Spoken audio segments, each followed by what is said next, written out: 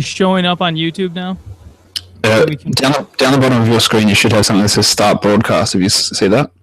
I already started the broadcast. Well, then yes, it's on YouTube. So, like, people are watching us right now? They sure are. And they're probably really pissed that we started like 10 minutes late. Probably, yeah. Welcome to the RotoWire Red Rock Fantasy Basketball Podcast. I'm Kyle McEwen. You can see my face, but only part of it. And you can find me on Twitter at RotoWireKyleNBA. This is Nick Brazzoni sitting next to me. You can find him on Twitter at...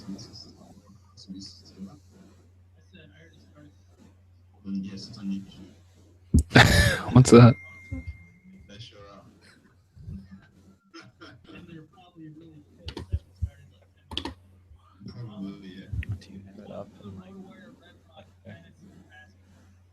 Okay, sorry about that. I had one of the windows open because I'm still learning how to use this technology. All right, I apologize for being a complete clown. Let's get into this. This was can we just say it right now? It was disappointing, wasn't it? Yeah, I think so. Because we got so hyped up about all the trades that were supposed to happen. Mm-hmm. Thanks a lot, Danny Ainge. So... Danny Ainge came out a couple days ago and he was talking about how, we're going to try and flip all of our picks for some big players. We started hearing rumors about how this was going to be the second coming of the 2006 Celtics draft where they go out, they get, or I'm sorry, was that 2005 or something? Anyways, they traded all their picks to get Jeff Green, or they traded all their picks and stuff to get Kevin Garnett and who else? And Ray Allen, right? So it's like, that's what we were all expecting, and that didn't happen. So it was kind of sad. But I think what really changed the landscape is just the fact that nobody really knew who was going where. When Russell was taken second overall by the Lakers, that changed the whole dynamic because then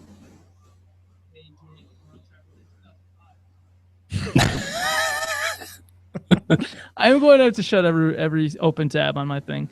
But when Russell got taken, I feel like that was when the real change happened. How do you feel about it, Josh? Yeah, straight after that first pick, we all knew Towns was going one. As soon as Russell went, everything was like, okay, what's happening now? Because the Sixers were clearly going to take Russell, I think, at 3, and everything just got thrown out. And then, it fizzled in terms of big trades, which you can sort of expect. You don't expect everybody to move. According to the every sort of rumor that came out, every player in the NBA was pretty much changing teams. Marcus Smart was going about 5 different teams. People were packaging picks and moving up and down. In the end, nothing really happened. There's still a lot of value in terms of the guys that were picked, but in terms of the blockbuster, let's shake up the whole NBA, it was clearly nothing like that. And maybe we were all a little bit naive to think that would happen during the draft because during the draft, everything moves so quickly. It's 5 minutes before between picks in the first round. And then the second round, it's only 2 minutes between picks. So yeah, it's hard to really bring together a trade, especially a big one that's going to involve multiple players. Even when we think back to some of the bigger trades that have happened during the draft in the last 5 years or so, you look at the Kawhi Leonard trade, and that was a 1-for-1 where George Hill went to the Pacers, and the Pacers gave up their, the 15th pick. Mm-hmm. So I think we were all just a little bit naive, and we're also just super happy and expectant of trades because of the fact that we saw the Ersan Ilyasova trade, we saw the Lance Stevenson trade, we saw the Nicholas Batum trade, which before we get into all the draft picks, let's talk about how stupid that was from the Portland Trail Blazers side of things. Well, it was ridiculous. I think 2 days or a day before that trade, I recorded a video on YouTube saying I think Nick Batum's going to bounce back. He's free of his wrist injuries, back for a big season. Next minute, he's playing for a different team, and I think Charlotte made out fantastically. They gave up crap basically to get him, and now they've got a legitimate guy who can defend, who can distribute, who can hit shots. Unlike Kid Gilchrist, unlike Lance Stevenson, someone who can actually hit a deep ball. I was baffled. I couldn't believe. I don't know what Portland was doing. They must know that they're not getting Aldridge back, that they're not going to re-sign Wes Matthews, that Brook Lopez is gone. All the moves that have happened in the last couple of days to me scream out that there's basically going to be no one back on this team, and they're going to be targeting a high pick next year, building with some younger players because Lopez, Matthews, Aldridge, I don't think they're back. And we did end up seeing one pretty big trade near the end of the draft, but it wasn't really largely draft related. Mason Plumlee got traded from the Brooklyn Nets to the Portland Trail Blazers. So now you got Mason Plumlee, you got Noah Vonleh, you've probably got Robin Lopez and LaMarcus Aldridge leaving. In fact, they said it's like a 99.9% thing that LaMarcus Aldridge leaves in free agency. Robin Lopez is an unrestricted free agent. He can go wherever he wants. So we might be looking at a brand new starting front court there with the Trailblazers. I don't imagine they would start Chris Kaman. So you're looking at Myers Leonard and Noah Vonleh or Mason Plumlee. And it's interesting, but if I'm a Portland Trailblazers fan, I am terrified because I look at my starting lineup right now and Damian Lillard has to score 45 points a game, right? I'd go probably 70. Yeah, I don't think 45 is even enough. It's going to be Lillard and who CJ McCollum, who they're going to play at small forward, Alan Crabb. No, but that's just it. So they drafted Rondé Hollis Jefferson, and they could play him at small forward. No, he's gone. He went to the Nets in the trade. That was part of the trade? Yeah. Yeah, he's gone. Who do they say? Alan Crabb? Really? We're talking about Alan Crabb? Well, I don't know. They got back Pat Connaughton from the Nets, but is he going to start? Aaron Aflalo's opted out, but he was crap anyway. He'd probably help them get a higher draft pick if he was playing there. I don't know. I don't know who's going to... They must have someone that they're targeting in free agency, maybe, but at the moment, there's not a lot, unless I'm just completely missing someone. But Hollis Jefferson would have slotted in nicely, but yeah, he's gone. He's in Brooklyn. Who starts? I want you to say this without having a heart attack. Who starts at shooting guard for the Trailblazers next year? Gerald Henderson or CJ McCollum? Has to be McCollum. Henderson should not be starting in the NBL, which is the Australian League. It has to be McCollum. But I bet it's not. You know what I mean? Yeah, I know. Henderson will be out there, not hitting threes, not doing anything. Yeah. Just look, he can jump and he can dunk and he can shoot very short range twos, but he can't do a lot else. He's great at losing his hair too. Sorry, I don't mean to throw darts at people who lose their hair. Biggest Bruce Willis fan in the world. I just think people should embrace who they are, love yourself, hug yourself emotionally every day, and sometimes when you're losing your hair, just shave it all off, man. That's the only way to go. If I was losing my hair, which I'm not at this stage, but yeah, it's straight off. And then you would look terrifying with a bald head and that big old bushy beard. Well, I used to have my head shaved, not bald, but shaved right down, and the beard, and that was partially for intimidation.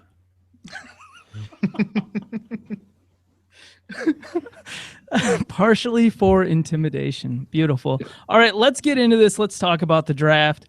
We're just going to go team by team, starting with the top of the draft, and talk about whether or not the players they received in the draft or took in the draft are going to be relevant in fantasy for this coming year. We'll try to kind of formulate a dynasty rankings for anyone who is looking at all the players from the draft and trying to go, okay, but who's going to step up and have some value? Because last year, one of the guys that everybody looked toward was KJ McDaniels after the draft, even though he was, what pick was he, like the 34th, I think. Yeah. So second round pick, but you can find those gems in there. Draymond Green from a couple of years ago and so on and so forth. What you're really looking for more than anything is opportunity. If they're going to go to a team that has open minutes for them, then that's what you're looking for. So Let's get into it. Starting off with the Minnesota Timberwolves, they ended up getting Karl Anthony Towns with the first overall pick. He steps into that front court, but there's still a logjam there with Gorgui Dieng, Nikola Pekovic, and the fact that they've got some guys that they like to run at the 4 spot too, who are a little bit smaller guys and allow them to go to those smaller lineups. So what do you see happening with Karl Anthony Towns? My first reaction, I don't see him getting more than 30 minutes a game for his rookie season. I agree with that completely. I don't see him getting more than, say, 27 minutes a game because you said Pekovic, Pekovic can barely walk at this point, but they've got to pay him $30 million, so they're going to play him. He only played 26 minutes last season. He might play 22 minutes, but there's also KG who is going to be playing home games only, 17 minutes a game. Adrian Payne, they gave up a first-round pick for last season. He's there. Shabazz Muhammad will play the 4 because you can't play the 2. You can maybe play the 3, but Wiggins is going to do that. So Shabazz is going to have to play there. They're going to have to ease Towns in. They're not going to do it Andrew Wiggins style and play him 48 minutes a night every single game and let him do what Wiggins did last year. There's no point in it. I think they want to develop Dieng at the 4 a little bit as well. both these guys could play a bit of a 4 because they can both shoot. Like Jeng is a good free throw shooter. That can translate to be a good 3-point shooter. Towns, we know it was a great high school 3-point shooter. That should be able to translate. He never did that at Kentucky because he was never asked to. I love what he can do. His fantasy skill set is fantastic. Blocks, steals, points, rebounds, threes, good percentages. It's going to be great, but the minutes aren't going to be the next season where I'm going, yeah, he needs to be looked at inside the top 100. I would doubt. All right, we saw the draft or some of the workout videos with Karl Towns where he was taking the 3-point shots, but is that real? Like, will he eventually? I'm sure he can eventually take some 3-point shots, develop a 3-point shot, but like, is he going to take enough as a rookie for it to matter in fantasy next year? I don't think so. Next year, I mean, because he didn't really put it on display in Kentucky. They had him just bullying guys down there because he was so much bigger than most of the guys he was going against. I mean, you could see that he could stretch the floor a little kind of from the mid-range, but I don't know if he's NBA 3 ready, considering he wasn't even shooting threes from the college 3-point line. Right. He took 0.2 3-point attempts in college in 39 games, which equates to like 6 shots from beyond the arc. And who knows if some of those were at the end of the shot clock, he had to just throw something up. Who knows if it was a end of the shot clock at the end of a period, and he had to throw like a 75-foot bomb or something like that. You just don't know. And in those videos where we were watching him in practice and some of his workouts taking 3-pointers, there was nobody guarding him. There's nobody running out at him. I would say just don't get overexcited about it. When we run through the projections for Karl Anthony Towns' rookie season, 3-pointers are not really going to be a factor in there for fantasy. Right now, you're looking at the fact, and one thing that you really need to keep in mind, if you go to a site like Draft Express, if you go to any of these great sites that have college basketball stats for the players, make sure to look at the minutes they played, because Kentucky ran that super deep rotation last year, and Karl Anthony Towns, their starting center, only played 21 minutes per game. So make sure you extrapolate his stats. When you look and you see Karl Anthony Towns, oh, he averaged 2.2 blocks a game.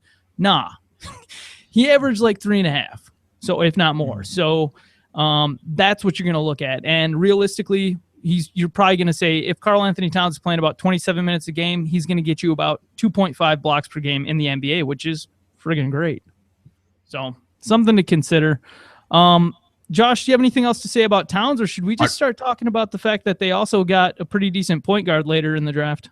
I'll just add one thing about Towns. This is obviously high school, but throughout his high school career, he made 127 3-pointers in the 3 seasons he was there. So that was obviously against competition, inferior competition, but he had no problem stepping out and shooting. That's 127 in 94 games. So that's over 1 a game. I don't expect him to hit over 1 a game in the NBA in the next 4 or 5 seasons, but he could be a guy who gets 0.6, 0.7, maybe in the next 2 years. Personal question: where the hell did you find high school stats? Well, I'm on the highschoolsports.nj.com, really deep diving here into the New Jersey high school sports scene. All the way from Australia to New Jersey. Yeah, really locked in. We get a lot of New Jersey high school sports on TV over here. Sometimes it amazes me the stuff you can just like the depth of knowledge you can find about some of these guys on there. At point guard, we've heard rumors that Ricky Rubio is going to be traded, yet Ricky Rubio is doing weird stuff on Twitter, like essentially already telling everybody that Karl Anthony Towns yesterday was going to get drafted by the Minnesota Timberwolves. That was a little weird. And now the Timberwolves ended up trading and getting Tyus Jones with the 24th pick, correct? Yep. I'm right. I like to pretend that I'm wrong. 24. So what happens there? Because a lot of people like Tyus Jones. James Anderson, who's RotoWire's main prospect writer for guys coming into the NBA, he loves Tyus Jones. He thinks Tyus Jones is going to be somebody who can score, who runs an offense very well, picks his spots well as far as when he wants to shoot and things like that, who can extend beyond the 3-point line. And when I look at that, I don't look at Zach LaVine as a point guard. So when I'm considering guys for next season who might jump out a couple months down the line after a starting point guard gets traded, Tyus Jones steps out to me as somebody who could be very relevant in fantasy as early as December or January next year. I agree with that. I agree with everything you said about Tyus Jones as well. I've seen some draft prediction models had him ranked in the top 5 or top 10 guys based on analytics and numbers and all that sort of stuff. Zach LaVine, to me, strikes me as someone who potentially had his best season in the NBA last season, like ever. I don't know if the opportunity was just there for him to get big minutes in a situation where there was nobody else on the team. And he's not going to really be in that situation where he's going to be relied upon to be the man on a team at any other stage in his NBA career. It's going to be hard for me to see that. So to me, he's going to be a guy who gets overdrafted in leagues where people think, yeah, look what he did at the end of last season. I don't think that's something that continues. And I agree, Tyus Jones is a much better point guard option than what LaVine is. Yeah, I wouldn't be surprised if we find out in preseason that Tyus Jones is going to be the primary backup there in Minnesota, and that they're just going to look to get minutes for LaVine at shooting guard by maybe reducing the minutes of Kevin Martin. Yet we saw last year Kevin Martin got big minutes whenever he was healthy enough and able to play. So, all right, let's move on to the Lakers. Is there anybody else worth talking about in that Minnesota? Did they get anybody else out of that? I don't think so. They traded away to Cleveland as part of the Tyus Jones deal. So thank you. I have to free admit, okay, Nick knows 8 billion more things about college basketball players than I am. He wrote a lot of our player notes on the site tonight, and if you're looking for help for some of these rookies until the summer league, I am admittedly very clueless about a lot of these guys because I don't spend a lot of time evaluating them in college because I consider it a different game. The fact that you have no 3-second rule in the paint in college, I talked about this a lot on the podcast. It makes me feel like it's a completely different game because in the NBA, yes, the players are faster, everything moves faster, but by having that openness in the paint, it allows players to attack. It allows players like Tyreek Evans, Emmanuel Mudiay, who's drafted this year with the, what was it, seventh overall pick by Denver. He dropped a little bit. He's a guy who's going to excel more in the NBA than he would have in college. So it was actually probably a really good thing that he went over and played in China because it allowed him to play more of a NBA style of league. So, but D'Angelo Russell to the Lakers, 2nd overall pick. They have Jordan Clarkson there, who served as the starting point guard for most of the second half of the season. Kobe Bryant's going to be healthy there. What happens here between D'Angelo Russell and Jordan Clarkson? Who's the starting point guard on opening night? That's a good question. I wouldn't be surprised if we see Kobe playing more 3 this year. He played some 3 in the last couple of seasons when he's actually been on the court. He has played some 3. Clarkson is not a true point guard, not necessarily that Russell is, but Clarkson's more of a combo guard. He's a bigger guy. He's a score-first sort of player. Russell can be that guy too. They can easily split ball handling duties, and I think at some point we'll see them develop into a Russell, Clarkson, Bryant 1, 2, and 3 lineup. I would think that if I had to guess now, I reckon opening night we see Clarkson start, but I reckon that by the time we get to December, we could see all of them starting. The only reason I think there's even speculation is because Byron Scott's the coach. So you can't you can't say, oh, yes, this or yes, that. Like Byron Scott might literally say on Twitter, or, it might come out. He might say to the reporters like, well, D'Angelo Russell just shoots too many 3-pointers for us. And I wish that was a joke. But considering some of the stuff he said last year during the season, and the fact that,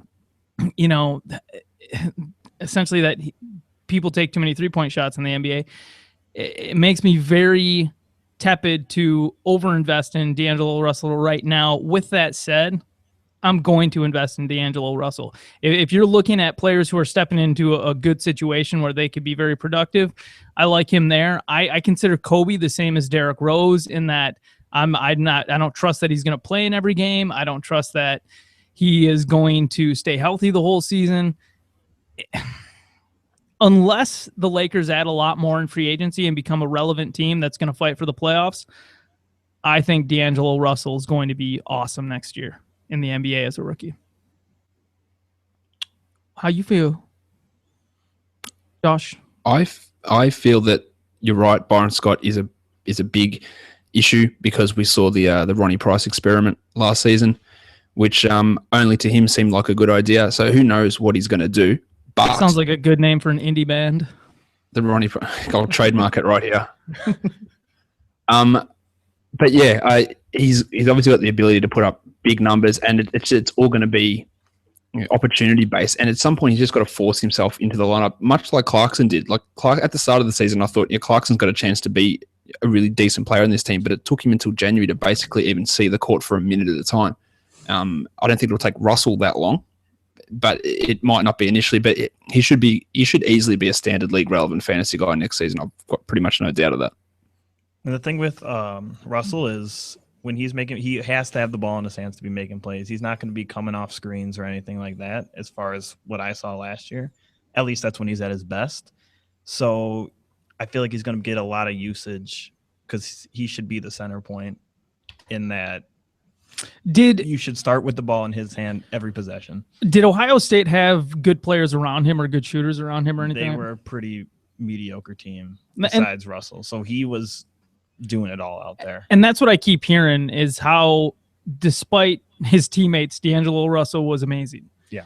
And that if he had better teammates, he probably would have been a better player, even more than what he was. And that excites me. The fact that he can shoot off the dribble like a Steph Curry type player, that excites me. And you love all that. You love that Kobe might retire after next year or is expected to retire. So after the farewell tour, there should be just plenty of open room for Russell to take off. The one thing I would keep in mind with Russell, though, too, is that he might get traded. Maybe he was drafted as part of the whole DeMarcus Cousins thing. Like maybe that's what Sacramento wanted. So you just don't know if that's just part of the piece there. If he gets traded to Sacramento, then I think there's pretty much no doubt that he is probably the top fantasy rookie for next season. Yeah, absolutely. Mainly because, and you know what, that thing that we said when we were talking about Karl Anthony Towns, and we were saying, you said 27 minutes, I said about 30. Mark Roberts, when I was talking with him last year about all the kind of different trends that you can look at to try and discern how good a player is going to be in their rookie season or in their third or fourth season, one of the things he talked about was the fact that on average, rookie centers just never play over 30 minutes. Never. Pretty much never. So knowing if that's a consistent trend in the NBA, and it is pretty consistent, then it's just kind of gives you that extra nudge to say, all right, yeah, D'Angelo Russell, if he's going to be getting about 36 minutes a night, could be way better than Karl Anthony Towns if he's playing just 27 minutes a night. With that said, if you had to pick one of those two guys in a dynasty league draft, who are you going with? Towns. Thank you. Glad we are in agreement there. Did the Lakers get anybody else that we need to even talk about, to be completely honest? Nick, what do you think of Larry Nance Jr.? At 27, I see that as a huge reach. I mean, he's a athletic but undersized power forward, and with a guy like Kevon Looney on the board, I saw there were reports that people were concerned about his hip, or I had never heard anything about that, but I see Looney as a better prospect than Nance, and I didn't really get the pick. I would have saw him going second round. So I don't know what they had in mind there, really. I mean, I didn't really watch a lot of Nance, but I see Looney as the better player, and he just went 4 picks later to Golden State. I wish I had his face to put on here right now, because if you go look at a picture of Larry Nance Jr., he kind of looks like the like standard character face that you would use on like Sims or something like that. Like it's just very plain, and there's no like creases in his face. Like you see, I got old man creases and stuff. I call it old man. It's just fat. But anyways. Larry Nance sucks. Let's move on. Basically what we got. Yeah. You'll like being on the draft on the podcast this year. We pretty much our analysis accurate on most players is either this guy's awesome or this guy sucks. So, all right, the Lakers, hooray! You got D'Angelo Russell. I am really happy for their fans, and we did a quick vote before the second pick in the office. We had like 15 people in here, and I was like, all right, who's the Lakers taking? And most people said Okafor, but this 16-year-old kid who was just hanging out in here is like a friend of or a son of my friend. He was like, I think they take Russell. And I was like, dang, you wrong. Man, he was right. You did great. It was fun. Anyways, let's talk about Jahlil Okafor and the Philadelphia 76ers. I still haven't been able to figure this out, but maybe you can explain it to us, Josh. I'm not 100% able to figure it out. There's a couple of things that are in play to me. It's either Embiid's foot they're worried about. I want to interrupt you for 1 second. Go. Did you see what Embiid tweeted and the fact that they ran it across the bottom line on ESPN during the draft? Did you see that? I saw it. Was it okay? LOL. Yeah. Yeah, it was LOL ... Okay, or whatever. Yeah. Yep. Oh, I love you, Joel Embiid. So, he's provided a lot of humor through his time. Not a lot of basketball, but a fair bit of humor. Now, I don't really know. Now, Okafor could be the best out of those three guys. We don't know what Embiid's going to be. We know that Noel's not going to be the offensive guy that Okafor is, and I think that those two together could be an awesome presence. Go, Kyle. You're itching to say something. Noel was doing some weird stuff at the end of the season. He was. Like, oh my God, crazy stuff, right? And he was hitting like turnaround fadeaway jumpers and things like that last year. It doesn't look good, but it goes in, you know? Yep. I think the ceiling on Noel is higher than what people expect. The fact that there was the rumors out there that Boston offered pick 16 or 1826 and Marcus Smart for Philadelphia's number 3 and Nerlens Noel. You remember? Did you see that? I saw it. Yeah. That's just it's offensive, ludicrous. Dude. Yeah, if I was Sam Hinkie, it's embarrassing. I would take a poop in a mail envelope, and not like a one that is good for wet stuff. I would poop in a normal regular paper envelope, like white. So with the address window at the front. Yes, and I would send that to Danny Ainge and say, "How about this for Marcus Smart?" Anyways. So yeah, Jahlil Okafor, I don't understand even why he was taken by the Philadelphia 76ers unless they were thinking that they were going to be able to flip him right away, because he doesn't fit what they do. They are a advanced analytical team, which means they want guys who protect the rim and extend the three-point line. Jahlil Okafor doesn't do that. He's a block-to-block guy. Yeah, he's Greg Monroe. Mm-hmm. He is Greg Monroe right now. Now, if he can develop a 12-foot shot, cool. If he can develop an 18-foot shot, cool. Then he's useful. Then he's Tim Duncan-ish. But he's not Tim Duncan, y'all. Especially defensively. Yeah, so he's Greg Monroe. And Greg Monroe does not work in today's NBA. So from that perspective, I don't understand it for Philadelphia. And you've already got a guy in Nerlens Noel who has to hang out around the hoop. Like, for the most part, it doesn't make a lot of sense for me. I bet we see Okafor traded before the end of the summer, and this draft just felt weird for the Philadelphia 76ers. It was the first time I felt like I didn't know what the hell they were doing, and that was weird to me. The Okafor pick, I think, to me, once he didn't go at 2, I thought Philadelphia's going to take him. It's not going to make any sense, but I think they're going to take him because they've just got him rated that much higher than whoever the next option is. I probably wouldn't have if I was them, but I'm more into like, okay, just grab someone who actually makes sense. I have the same sort of theory in fantasy drafts. I'm going to pick this guy because I'm going to be able to trade him later. Like, you don't know what you're going to be able to trade them for. You don't know if you're going to get any value back. You don't know anything. I would rather get something that makes sense more in the here and now rather than like, this guy's the best guy. Maybe we trade him in 2 months' time. Unless you already had someone go, we want Okafor, can you get him for us? And we find out in the next couple of days. It's strange to me. That's not the way that I would operate things. There's somebody in your closet. Sorry, that was just a personal thing I wanted to share. I was just imagining, like, wait, now you talk after I get done talking, because every time we talk, it switches the camera.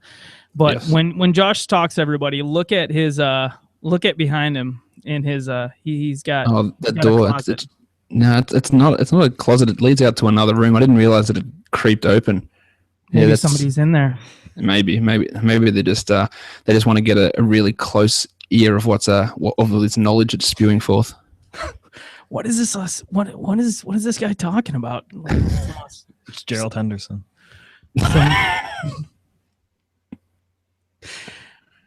All right, so the New York Knicks drafted Kristaps. Do we Philadelphia took like 3 centers in the second round also. Yep.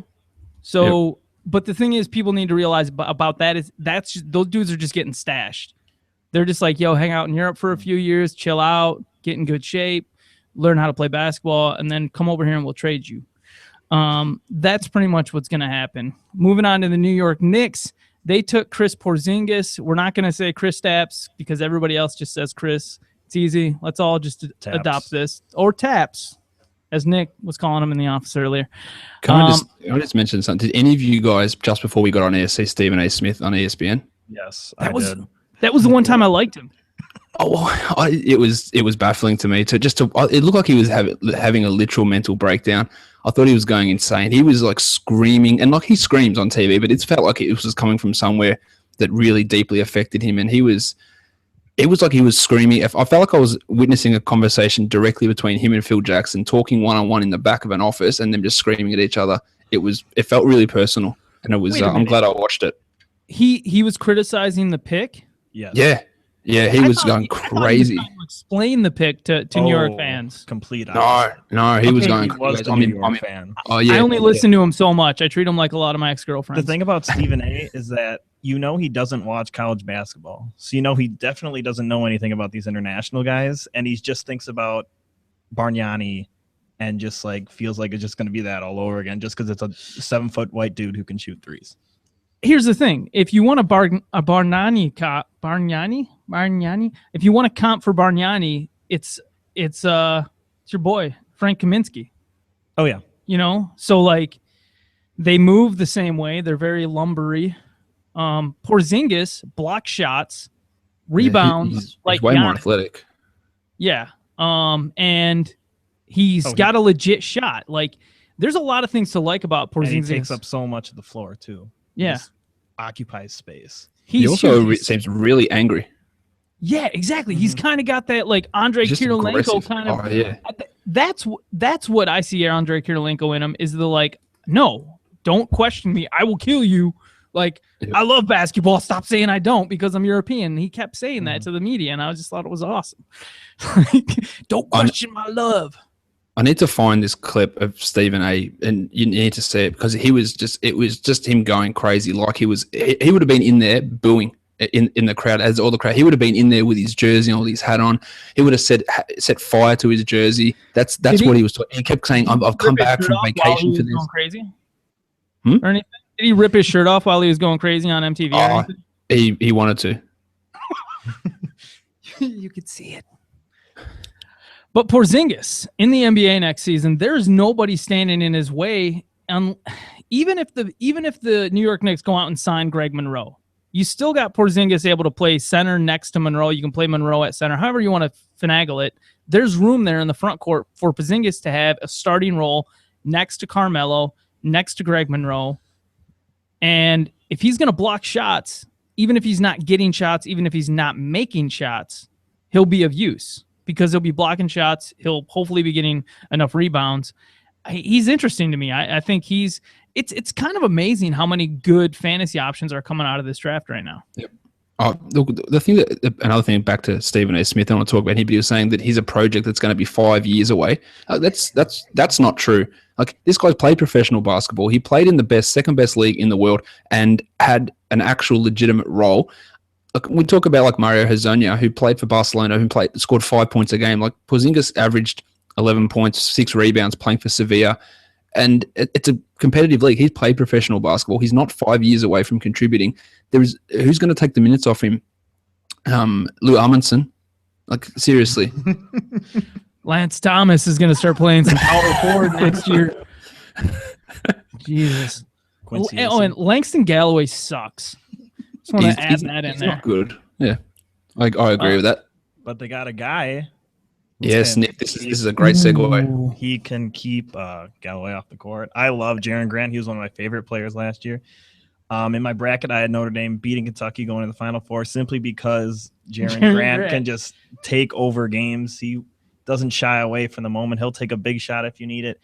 His athleticism is unbelievable. His playmaking ability is great too. I think with this pick and Porzingis, I think Knicks have done something right for the first time in a long time. And Grant, how big is Grant? He's like 6'5", right? 6'5". He's So big, he could play shooting guard too. So the Knicks don't really have a shooting guard right now. They traded Tim Hardaway to the Atlanta Hawks. Well, let's be during honest, the Tim draft. Hardaway is not a shooting guard either. Tim Hardaway's not a basketball player. Exactly. He's a bricklayer. He's a mason. Jerry and Grant, though, can play point guard, so he could supplant Jose Calderon. Unlikely to happen. Mainly, I say that because Phil Jackson, I wanted to call him Steve Jackson for some reason, but Phil Jackson has come out and said that Calderon is the starting point guard next year, and they've got the starting small forward spot locked up with Carmelo. So, I mean, you're looking at Jerry and Grant having a possibility to step in there and play point guard or shooting guard next year, starting for the Knicks.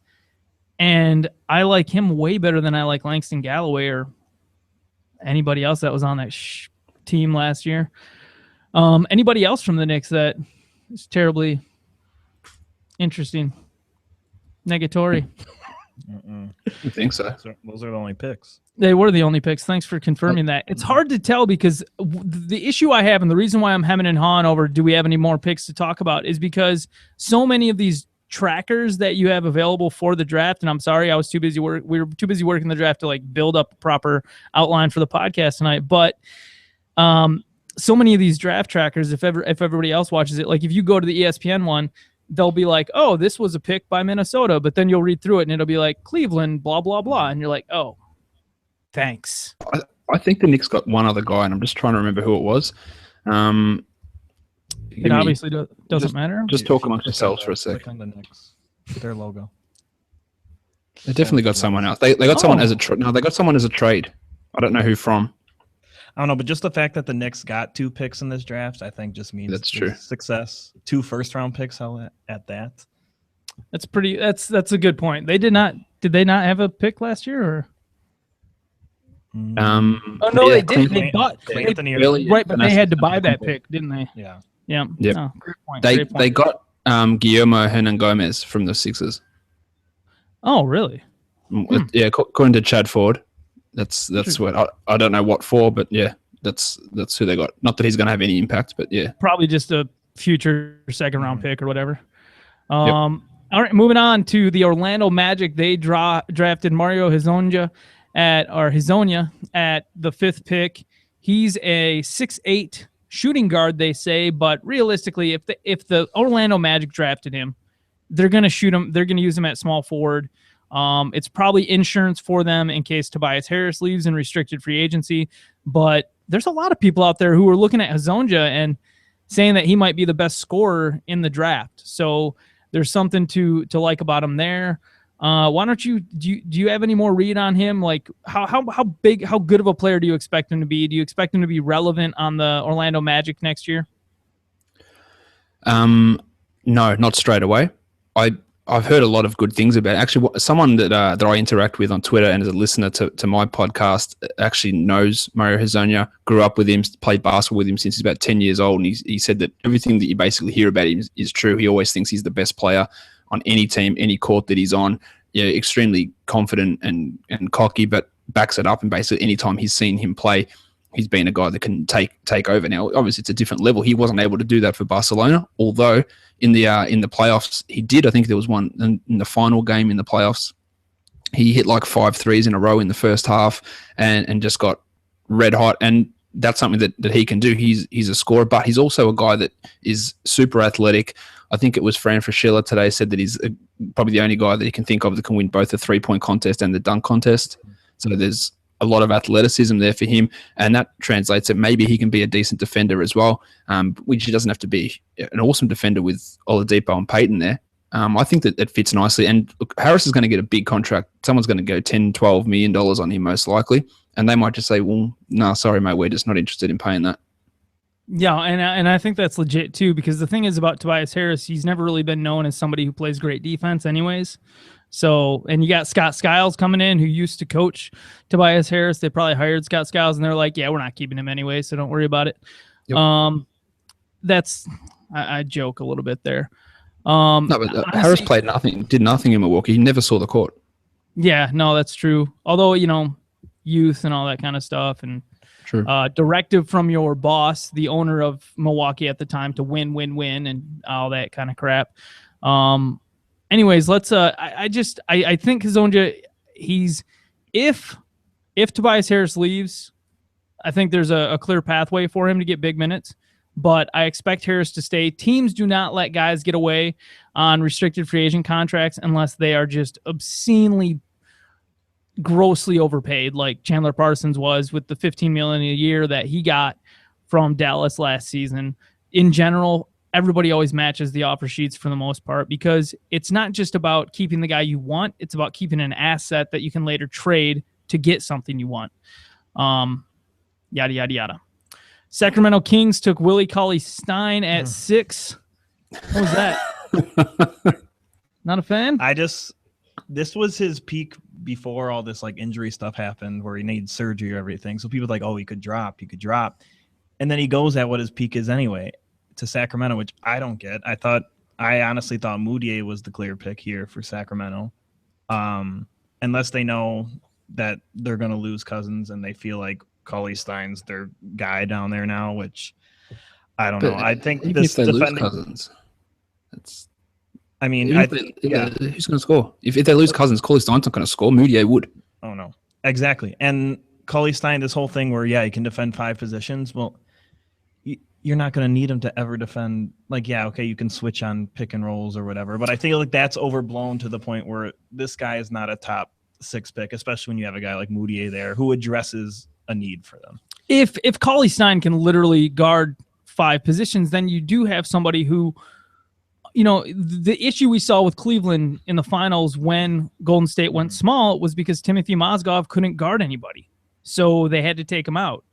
And because whenever they tried to suck, they kept sucking him out to the dang perimeter and whatnot. So that could help negate some of the going small stuff that happens in the NBA these days.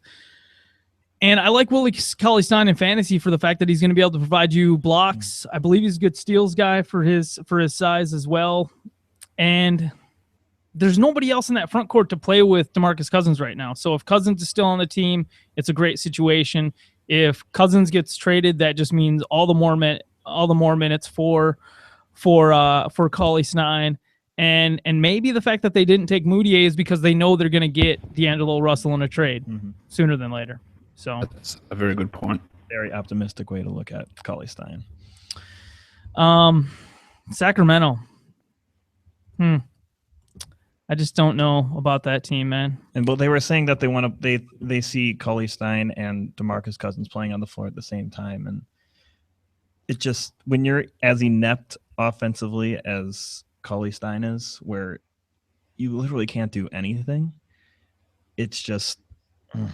It's hard because you don't, DeMarcus works a lot in the post and he works a lot out of the high key, and he took a few 3-point shots at the end of the season, and they'll definitely, if Cousins is still on the Kings next year, he'll take more 3-point shots. He'll extend his range again, but it is getting harder and harder to play 2 conventional bigs in the NBA. If a team can figure out how to do it, that's cool, but it's really hard. The 3-point shot's just too diabolical. The Denver Nuggets took Emmanuel Moutier at 7. And I think this is a little bit dumb on their part from the perspective that you needed to trade Ty Lawson before you got his replacement, because if Ty Lawson's value was already low, it just got lower because everybody knows you've already got his replacement. I would agree with that. Who knows what's happening in Denver half the time, but Lawson's not going to be there for much longer. Apparently he put up some sort of video today saying that he was going to Sacramento, then quickly took it down. Oh yeah, he said it looked like bad quality, and he's like, I told you, bro, I'm going to Sacramento, and then he took a hookah or a whatever the hell it was after that, and that's how did I miss it? 2015 Ty Lawson. A lot of stuff was happening. Was he smoking I don't think it was anything illegal, but I think it was it looked like he was vaping something. Yeah. 2015 Ty Lawson. Hey man, I just got traded. Here's me smoking anything. I'm a professional athlete.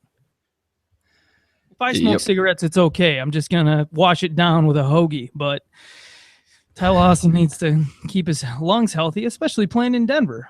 Jiminy Christmas, it's thin air up there. So, but Denver, I think they're gonna have a lot of moves in the offseason. We don't even really know who they're gonna be next season. Mike Malone, I'm gonna want to look a little bit more into what he did with what he had in Sacramento before determining what he's going to do with Moutier. I love Moutier's potential. Watching the highlights of him in China, he was like obviously the best player on the court there, and you would expect that, but the kid was 19 too. So like to see what he did, I was very, very encouraged about that fact that Moutier is going to be a very good player in the NBA. He's going to be more Tyreek Evans than anything else early in his career. But one thing he talked about, he said, I don't know where all this stuff came out about me not having a jump shot, but that's regardless of that, I'm a driver anyways. And we saw how much driving can really influence a team's pace by the way that LeBron did that in the finals. And I know that's kind of stupid to compare Moutier to LeBron, but when you watch Moutier go to the rack and then you reflect on the way that LeBron looked going to the rack, just putting his shoulder down and getting into people. It's kind of what Moutier does. So I like his potential there. And if Ty Lawson gets traded, he's going to be a pretty darn good fantasy player, especially in non-turnover leagues next year. Yep. Now, if I'm Nick, you might be able to correct me. I think that before he went to China, he rated either the number one point guard or the number one prospect coming out of high school? I think he was top 7 or 8 overall. I'm not sure point guard wise where he was, but yeah, he was set for SMU. Larry Brown over there turning it around, and then he was definitely rated higher than Russell. Yes, he was. So yeah, I just think you see a point guard with that kind of height and length, and you just get excited regardless. And then you see his skill set, what he's capable of, especially in today's NBA, with that just relentless ability to drive to the rim and get to the rack. I'm really excited about Moutier. I thought this was again a no-brainer pick for the Kings, but what do I know? And then, because then if the Kings take Moutier, then the Nuggets have to take Winslow. Then Winslow's not dropping. Then Devin Booker's that Willie Cauley-Stein pick changed the whole draft. You think the Willie Cauley-Stein pick changed more of the draft than the Russell pick? Or yes, because I think Winslow's on the Nuggets. Detroit still takes Stanley Johnson, but then I think Miami takes Devin Booker, and then it just a carryover effect from there. Yeah, I'm like I don't. I guess let's get into it. So Denver took one other dude. It's this European point guard who played with Chris Porzingis at Seville last year. The Detroit Pistons with the 8th pick took Stanley Johnson. Until they sign somebody in free agency, Stanley Johnson's the starting small forward for the Pistons. He's going to play right next to KCP and Ersan and Andre Drummond. Greg Monroe's not coming back. Van Gundy's pretty much said like he's not optimistic that they're going to be able to re-sign Monroe. And they traded for Ersan. They don't want Monroe on the team. It would be different if Drummond wasn't on the team. They could use Monroe at center. You don't want Monroe's bum, dude. Good luck to any team that gets him. And Monroe will be fine in fantasy next year. He might have his best fantasy year ever, depending on what team he goes to. But he's just, I don't think you can have a front court player who doesn't stretch and doesn't block. So, yep, anyways, I agree with all that. Stanley Johnson, to me, he's Steven Jackson. Okay. Who do are you much into him? Do you have much of a read on him? I think he's obviously big enough to play. Like he doesn't need development. He can step in and be a guy. He can bang and stuff like that. Yeah. I'm not sure. What was that? I said he can bang and things like that. Yeah, you're right. I think his body is like his best asset right now. Yeah, and he can get in there. He can grab rebounds. He can do some things that are interesting. He's not obviously fully polished, and it's not the complete package we're going to get, but he's going to be able to contribute to some degree. He wasn't he hit 37% of his threes last season. I don't know how well that's going to translate to the NBA, but he's a guy who can grab rebounds, which is, Ersan Ilyasov is not the greatest rebounder, so there'll be an ability for him to go in and grab the boards, Ersan to push out, maybe switch to Ersan to play a bit more 3 on offense, to all that sort of stuff to help space the floor. I think I agree with you. I know I agree with you completely that he is going to be the starter there unless someone else comes in. No one else is going to do it. No one else is going to play that sort of position there. But does that translate to fantasy value, do you think? I think it does. I think you're going to see him kind of be a Draymond type guy because he's thick enough. He's a fighter. That's such a what are those called when you say something that's like very general and doesn't really tell anybody anything. Anyways, I shouldn't have said. Thank you, Nick Brazzoni. Why is that? When I was doing my projections. Who? What? Oh, go. You can answer the cliche question first. No. I was doing a Jeopardy thing. Oh wow.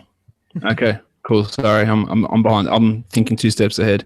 Nick, who do you see as being like a good compliment or a good comp for Stanley Johnson? Is it more of a Steven Jackson? Is it more of a Draymond Green? Is he somebody else? Do I just not know him enough? I like Steven Jackson more than Draymond Green. I think Draymond Green playing 4 years at Michigan State, being there for 5 years, I think that helped him immensely just from a mental aspect.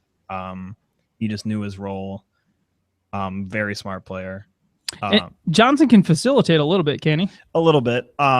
Offensively, I don't know. I have so many question marks regarding him offensively in the NBA because Arizona ran a very conservative offense. Mm-hmm. They were grinded out team, which is perfect for Stanley Johnson. Stanley Johnson was the team high leader in points scored, and I think he averaged 13.8 a game. They didn't score a lot, mostly because they didn't have a lot of guys who could just score. Mm-hmm. They were just it was him ball. And Rondé Hollis Jefferson, right? Yeah, and then so you got they TJ McConnell, their point guard too. He was more heart and soul of the team, but yeah, I don't know about Stanley Johnson. I really don't know. He's a big question mark for me. I'll say this for him: he's stepping into a great situation right now for him, for himself. So and he's a Detroit guy, right? And if Stan Van Gundy was willing to take Stanley Johnson, maybe it was just because of the name, over Justice Winslow, who was still available at that 8th pick, then I have to believe that Stanley Johnson is going to be a very good player. Because if he's not, and Justice Williams is Winslow, whatever, then I'm just going to be super pissed, man, because Justice Winslow went 2 picks later to the Miami Heat, and you're like, really? The Heat? You let him drop to the Heat? They just when's the last time to make a bad move? Maybe Josh McRoberts. The Heat? No, their worst move was drafting that. Oh, Shabazz Napier. Yeah. Shabazz last year. Charlotte Hornets took Frank Kaminsky at number 9. I think he's a great fit there, but you got Al Jefferson still there for another year on a $13 million contract. You've got Spencer Hawes, who was just traded for. You got Cody Zeller, who was the typical starter last year. Marvin Williams, who started plenty of games. I just don't know that. I don't know what this team's going to do. And then you've also got the fact that they added Nick Batum, who could slot into their starting shooting guard spot, but Batum was also used as a stretch power forward. They used with the Blazers last year. You have also seen Michael Kidd-Gilchrist be used as a stretch power forward last season for the Hornets. I don't know that Kaminsky's going to have enough run consistently on this Hornets team this year to be of use in fantasy right away. But I would, and if that happens, then we're running into a very troubling trend with Charlotte big men. They get drafted, they sit on the bench for a year, then they get thrust into a bigger role and they suck. And I don't know if that's just because they're on Michael Jordan's team and he plays them one-on-one and makes them feel horrible about themselves because they get beat to smithereens by a 51-year-old guy. But whatever. Frank Kaminsky, great opportunity if the Hornets move some players. If they don't, I'm not optimistic about him being of use in fantasy this year. I concur. I just also think at last year, he's a focal point of an offense. Now I feel like here he's going to be coming off the bench, stretching the floor, giving Al Jefferson some room, giving Kemba Walker some room to get into the lane and things like that. Just be out there because you have to guard him out there. I mean, don't get me wrong. I think Kaminsky should start over every other bum I listed.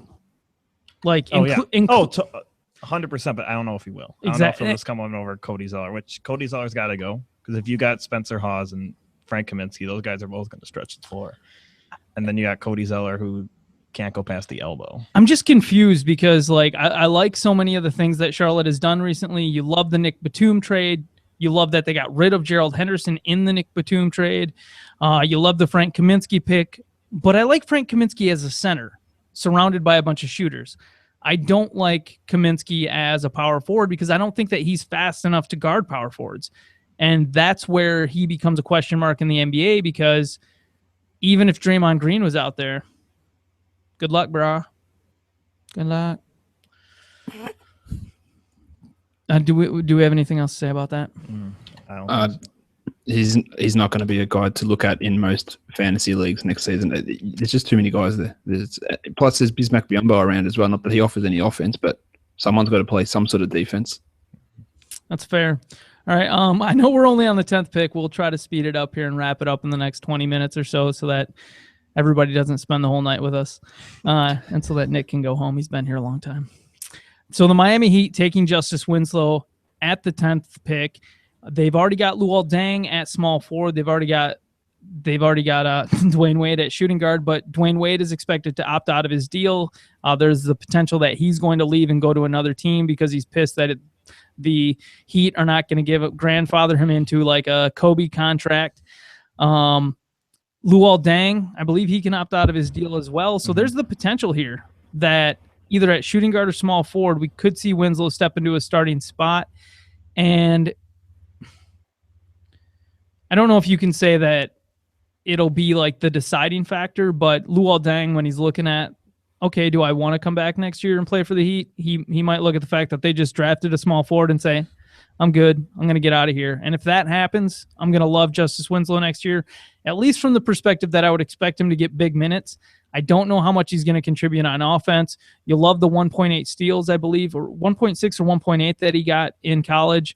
Was Winslow a guy who he played for Duke. He didn't play for Kentucky. Did Duke run those stupid rotations like Kentucky did, or did Duke, he got plenty of minutes? Duke at the max would go 8 guys deep. So Winslow was on the court. Well, he actually played some 4, which I don't see happening in the NBA at all. But I mean, yeah, he got a lot of run, especially and towards the end of the season was really, really peaked. He started hitting his outside shot, and the way he can dribble and get into the lane, and just be so strong finishing. This was the absolute steal of the draft. I know it's only a 10th pick, but he's like a top 4 guy for me. Oh yeah, I mean, I think everybody tweeted out. Everybody who's like anybody in the NBA draft world was tweeting out, oh, Pistons might have made a mistake there passing on Justice Winslow and taking Stanley Johnson. So we'll see what happens. When you talk about Justice Winslow, the weird thing that sticks out to me when I'm looking at his stats is you love that he hit 41% of his three-point shots last year in college, but then you see that he shot just 64% from the free throw line, and that's where you start to feel a little bit weird about it. But it was on four free throw attempts per game. More repetitions, more time to practice once you get into the NBA. I feel, and the fact that he is a good shooter, 52% from the field overall, 41% from three-point, you feel like all the mechanics are there. He probably just needs more reps at the free throw line. A lot of guys don't practice free throws coming into college. So it's a skill you don't necessarily develop until you get to the NBA when you look like a complete butthead not making your free throw shots on national TV. Also with Winslow, if you're following him near the basket, he's going to finish most of the time. So he's probably just shooting one free throw at a time for you. He's getting the bucket and the foul. And so that's when I'm watching highlights of him, you do how much the way he holds the ball, the way he protects the ball, the way he puts it out there a little bit, like James Harden dares people to go after the ball. He wants you to try to strip the ball from him because he's got that vice grip and those really nice forearms. Check that out. And sorry. I've never been enamored with my own forearms before, so I apologize. But I'm like a cat with this video. I'm like, we have a scratch post now. Josh, is there anything else we need to know about Winslow? Is it kind of just a wait and see thing to see how many minutes he's going to get on this Heat team? Yeah, it's going to be what happens to Wade, what happens to Deng. Deng wasn't good last year anyway, so there's a possibility that Deng either, if he does opt in, they decide they're not going to re-sign him next season. Winslow could take minutes off him. They not necessarily take his starting job, but he could start to cut into Deng's minutes because Deng was garbage for a lot of the season. Winslow might be a guy they can throw out there as a guy who can defend and let Dragic, let Wade, let Bosch just do things offensively and let someone to shut down other players and then play Deng as a sixth man off the bench, giving them 27 minutes each. Perhaps that's definitely it's not like the Heat have got other good backup guys to play the 2 or the 3. Who was that bum they played there last year? Henry Walker. Yeah, that him. Yeah, and that other guy that I can't remember his name, Tyler Johnson. Tyler Johnson. Hey, Tyler Johnson came in and was blazing last year, man. Yeah, there's not great players there that are gonna have to go out there and demand minutes. Winslow can go in there and take a big chunk of them, even if he is off the bench. So I think there's a lot to like about him. His game is not going to be. He's not going to be a top 50 fantasy guy or anything like that. But not as a rookie. Definitely worth. No, he's not going to get close statistically and like fantasy wise. I don't know if he's going to give you much right away, just because they have other guys that will stuff the stat sheet. But especially as a team pick, the Heat couldn't have asked for a better pick at 10. Oh yeah, I mean when I did the straw poll in the office, and I was like, hey, for the number 2 pick for the Lakers, who are they going to take? Somebody you screamed out Justice Winslow. Yeah, that was me. Oh, so I would have done it too. I have a vague memory of everything. Moving on to the number 11 pick, the Indiana Pacers took Miles Turner. He's from Texas. Because he came out of Texas, you're probably going to hear a lot of LaMarcus Aldridge comps just because it's convenient. Wait, is that Texas A&M that LaMarcus played at? He's from Texas. Okay, see, I'm not dumb as I think I am. College things. I know general things. What is Miles Turner's role there? I mean, we've already heard that Roy Hibbert is going to opt into the final year of his contract, but regardless of that fact, Larry Bird came out and said earlier in the offseason, like, hey, Hibbert, he told the media, we've already told Hibbert he's not going to play as big of a role next season, essentially telling the media to tell Hibbert, hey man, you probably shouldn't accept that really big contract we gave you stupidly a few years ago. So they really should have just let him go to Portland and ruin Portland. Then they would have maybe been able to lure away LaMarcus Aldridge earlier. Something, I don't know. Miles Turner, though, what does he do well that's going to work in the NBA? Well, he's really raw right now. And going back to when they drafted Hibbert was just a vegetable. But like raw like meat or raw like Monday? As in, he can do a lot of things, but he can't do them yet. I think in the future, I mean, he can shoot threes, not very well yet, but he has that ability. It's not like ugly like he did it last year. I think he shot like 29% or something like that. But he's 19 years old. I'd be excited about him just because he has an offensive repertoire that Hibbert never came close to developing. Would you say that Miles Turner is well endowed in basketball skills, but he doesn't know how to use them? Yes. Okay. Very apt description. Thanks. The Pacers also took Joseph Young, shooting guard out of Oregon, in the second round with the 43rd pick. Does he matter? I think Joseph so. Young. I just think because he's a scorer. He is a scorer? He's just a scorer. That's okay. So let's look at this. They're probably going to start CJ Miles at shooting guard next year unless they sign somebody in free agency. Is Joseph Young better than CJ Miles?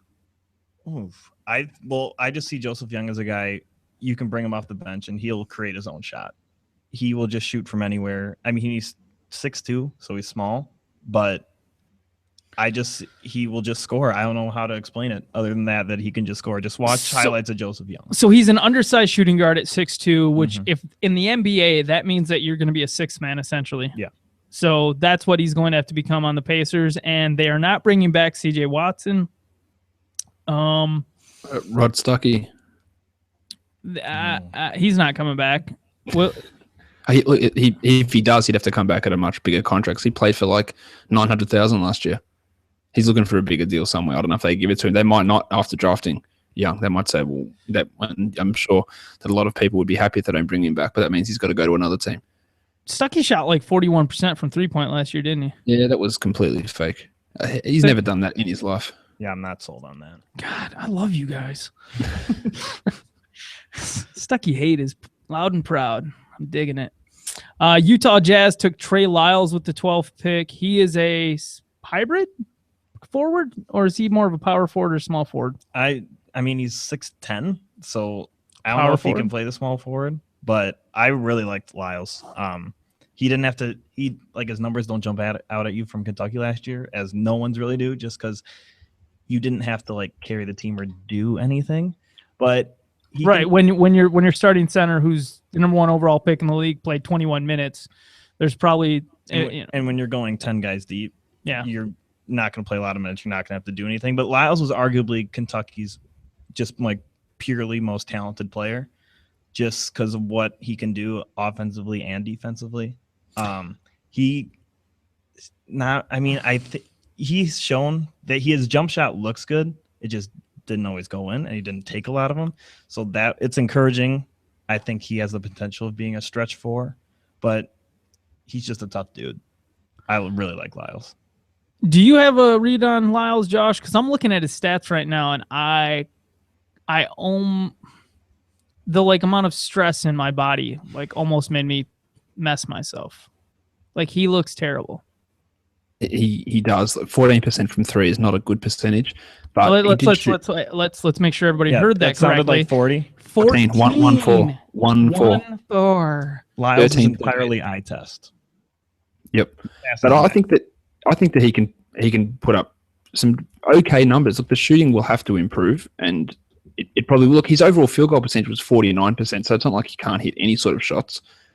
His free throw percentage was 74%, so he's got a good shot. And that means that he's got the ability to develop a 3-point shot as well. So I'm not completely sold that 14% is something that's going to continue over. It's not like it's going to be Clint Capella's free throw percentage. It's something that can get better. He can get steals, he can get blocks. He's athletic, he can score. I'm with Nick. I think that there's a lot to like about him. I don't know. Well, he's not going to be displacing Favors or Gobert anytime soon. Those two are young and awesome. We heard whispers of Favors maybe getting traded at some stage, but as I said, we heard whispers of everybody getting traded at some stage. But he could easily become better than Trevor Booker in 2 years. And Trevor Booker sucks. Yeah. I'm not trying to be mean, Josh. I love you. You know that. Just don't look at his stat line. Kentucky stat lines just don't tell you the story. You have to look at it more there's a story here. It's just not a very good one. Lyles is just somebody who I'm going to have to look at. But for fantasy purposes, he's not in a good situation because you got Favors there, you've got Hayward there, you've got Gobert there. You mentioned Trevor Booker. He's going to get run if they keep him on the team this season. So he's a guy I'm going to have to look into. It's weird to me, though, because now is Trey Lyles a really athletic guy? Yes. Okay. A 6'10" guy, yes. Because you see him out there, he doesn't look like he's 6'10", because that's how I would say how quickly he moves and how just his overall athleticism. I'm feeling like Jeremy Evans redo without having watched anything on this. No, okay. Absolutely not. No. Okay, good. I'm happy to hear that. If he turns into Jeremy Evans, that'll be the most disappointing player in the draft. Jeremy Evans was in the dunk contest, and he brought a picture that he painted with him. That's not. Do we remember that? That was 100%. He jumped over the painting and then unveiled it. Unveiled the dunk that was painted. It was like Inception. Did he win? Did he win that? Yeah, he did. The dunk contest. Oh, yeah. I think so. I think My he did. memory's hazy, but I he think did. so.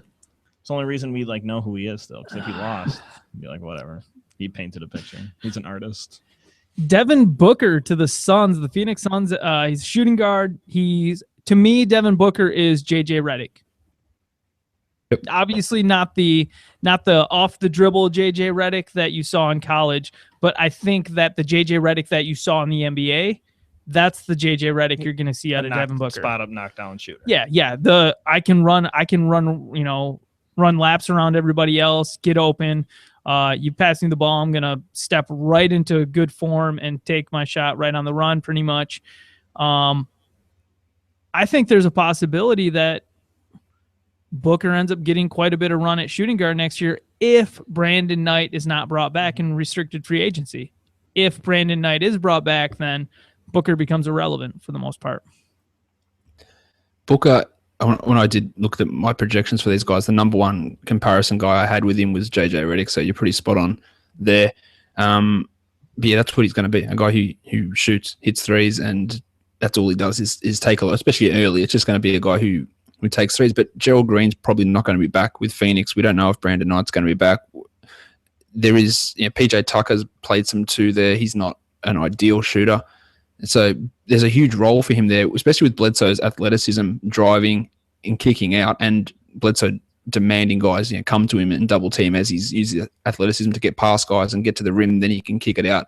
And if there's a guy out there who can hit those shots, there is a role for him, but it depends on Knight, whether Knight's back or not, because the minutes then will be, he might get 18 minutes a night as opposed to 25 minutes a night. And if Booker's not, if he doesn't turn into JJ Redick, then he's going to be Jody Meeks. And I don't even mean the Jody Meeks that people pretend was good with the Lakers. Jody Meeks is a competent player. Whatever. I feel like he's he has one discernible skill set, and I'm not buying any of the other stuff. Well, the thing about Devin Booker is his role in Kentucky was literally, all right, you're going to stand out in the corner wing area, and you're just going to shoot. And it says what did he shoot?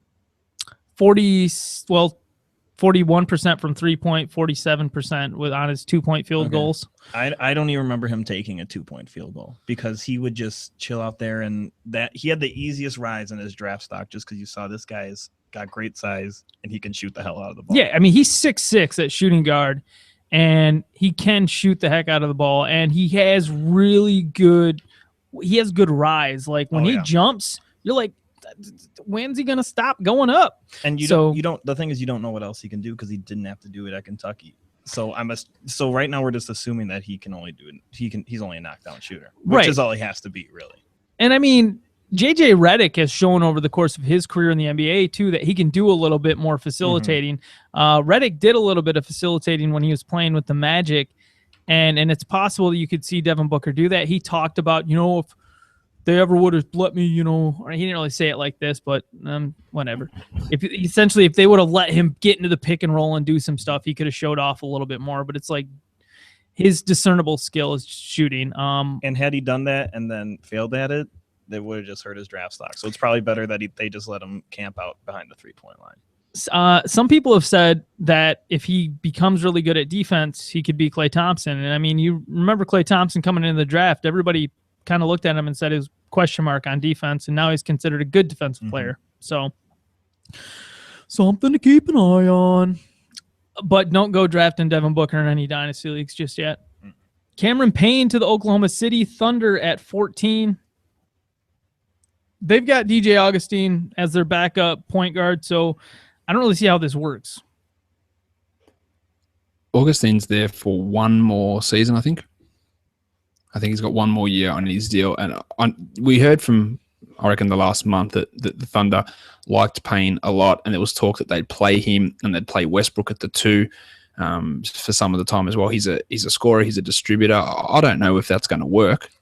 Playing, who knows? But at some point, he's going to overtake Augustine. It's probably not going to be this season because Augustine's, he is what he is. He's a capable backup who, whenever he's put into a situation where he starts, he plays really well. And that's something that can be very, very valuable. If Westbrook's out, Augustine steps in, and the team's in safe-ish hands. Same, he did it in Detroit when Brandon Jennings went down. He did it in Chicago when Derrick Rose went down. We won't talk about what he did in Toronto or Indiana or Charlotte, but the last few stops that he's been on, he's been good, and he's been great from a fantasy point of view. Yeah, so I don't know if Payne's doing anything this season. Yeah, Augustine has been legit for the last 2 seasons without any question marks. And that's why I don't really understand the Cameron Payne thing, because the other thing is like, why not take somebody with Well, here's the thing, because there's been this thing that they promised Cameron Payne that if he's there, they're taking him. Why they wanted to promise him, I don't know.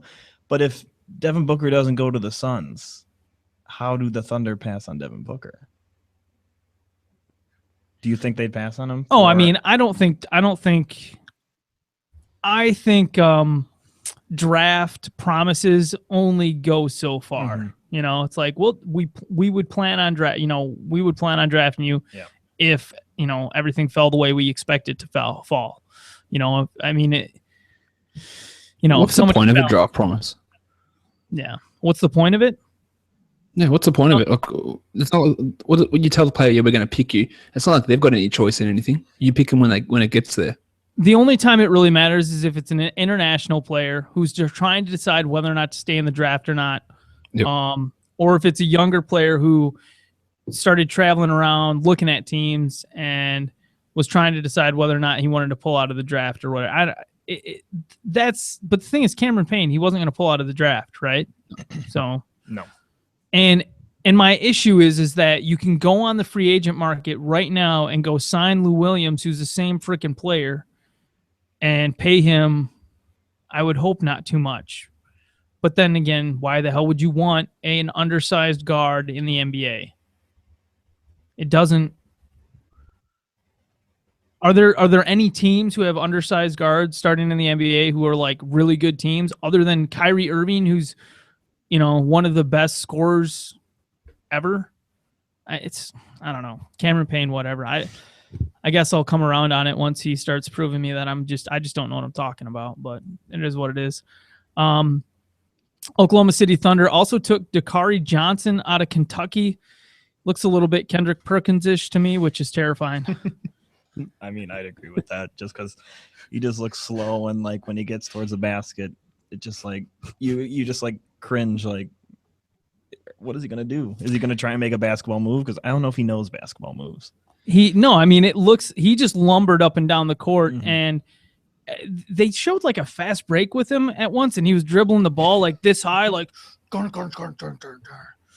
So he's kind of a Frankensteinish player. When I saw his face during the NBA draft, I said he reminds me of Tim Curry of the NBA from Legend, where he played the Devil, and Rocky Horror Picture Show. So, yep, that's the Curry. So Tim Curry of the NBA. I can sort of say that. I'm just looking at his face now. Okay. I'll give you that one. It's those pointy cheekbones he's got. You know what I mean? So, and those kind of darker eyes that he has. That's the Tim Curry that I see. Like, I would like to see him smile very maniacally. The boss. Oh, I'm sorry. Not the Washington. Wait, traded to the Hawks, right? So the Washington Wizards technically took Kelly Oubre. Oh, was it the other way around? The Hawks took him and traded him. I'm an idiot. He's on the Wizards. I feel like such an ass. I'm supposed to have my crap together. Can I blame the time of the night? The way they set this up, it's confusing. Yeah, thank you. Because it looks like Washington had the 15th pick, but they didn't. They did not. So anyways, Washington drafted Kelly Oubre with the 15th pick. When we would go around the office during the last like week and a half, and people were like, well, who do you think's like the guy who's just going to suck no matter what in the NBA? Everybody kept saying Kelly Oubre, man. He's just going to suck. Like, I can't think of any of the comps we were coming up with right now, but he's pretty much like he's Swaggy P without a jump shot. Did you see his shoes? That's fair enough. They were terrifying. What was that made of? Were those pieces of glass? Was those shards of glass? It's like a disco ball. I think they were unicorn teeth. Kelly Oubre would be the one player in the draft to be able to procure unicorn teeth. And enough to bedazzle his whole shoe. The Wizards also took Aaron White, power forward out of Iowa. Who is Aaron White? He is a power forward who's a ginger who is actually deceptively athletic. Oh, deceptively athletic junior. Sounds like Blake Griffin just got picked with the 49th pick. So you wouldn't look at him and think, wow, that guy's going to drive to the lane and just dunk on you because it's happened before. I don't. Aaron White's nothing. So where is he in the spectrum between Brian Scalabrine and Blake Griffin? Like, is he more Brian Scalabrine? He's not explosively athletic. Like, I don't know. Aaron White is so weird because you look at him and then you see him play. It's like, how is he doing what he's doing? I mean, I saw a lot of him playing against Wisconsin, and he was just annoying because he was a good player. And you would do things like, how is this guy spin moving going down the baseline? And it was, I don't know about Aaron White. He was doing spin moves down the. Oh, like it's not. I mean, like he like spins. Okay, hold on. Does he protect the rim? No. Does he shoot 3-pointers? Yes. Can he put the ball in the rack and go to the hoop? In college, he could. See, now you make me want to talk about Mario Hezonja, because when I watch Mario Hezonja's videos and I see him dominating over in Europe, and I'm watching him go past some of these guys, I'm like trying to discern whether or not the video has been put in slow motion, or if like all these dudes he's playing against are just like stuck in concrete or something. That's like Aaron White. It's weird because I did not expect to talk about Aaron White this much, and just an annoying. I didn't expect to talk about him this much either. In other words, he's the 49th. I don't see him in the NBA. Apparently he's going to be stashed in Europe. That's the word on the street. Oh, that's good to know. Mm-hmm.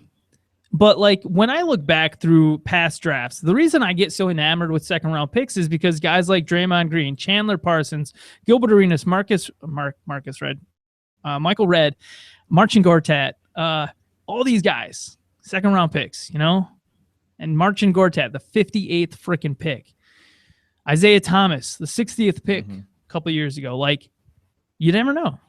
You get into that's true. All that really matters is an opportunity.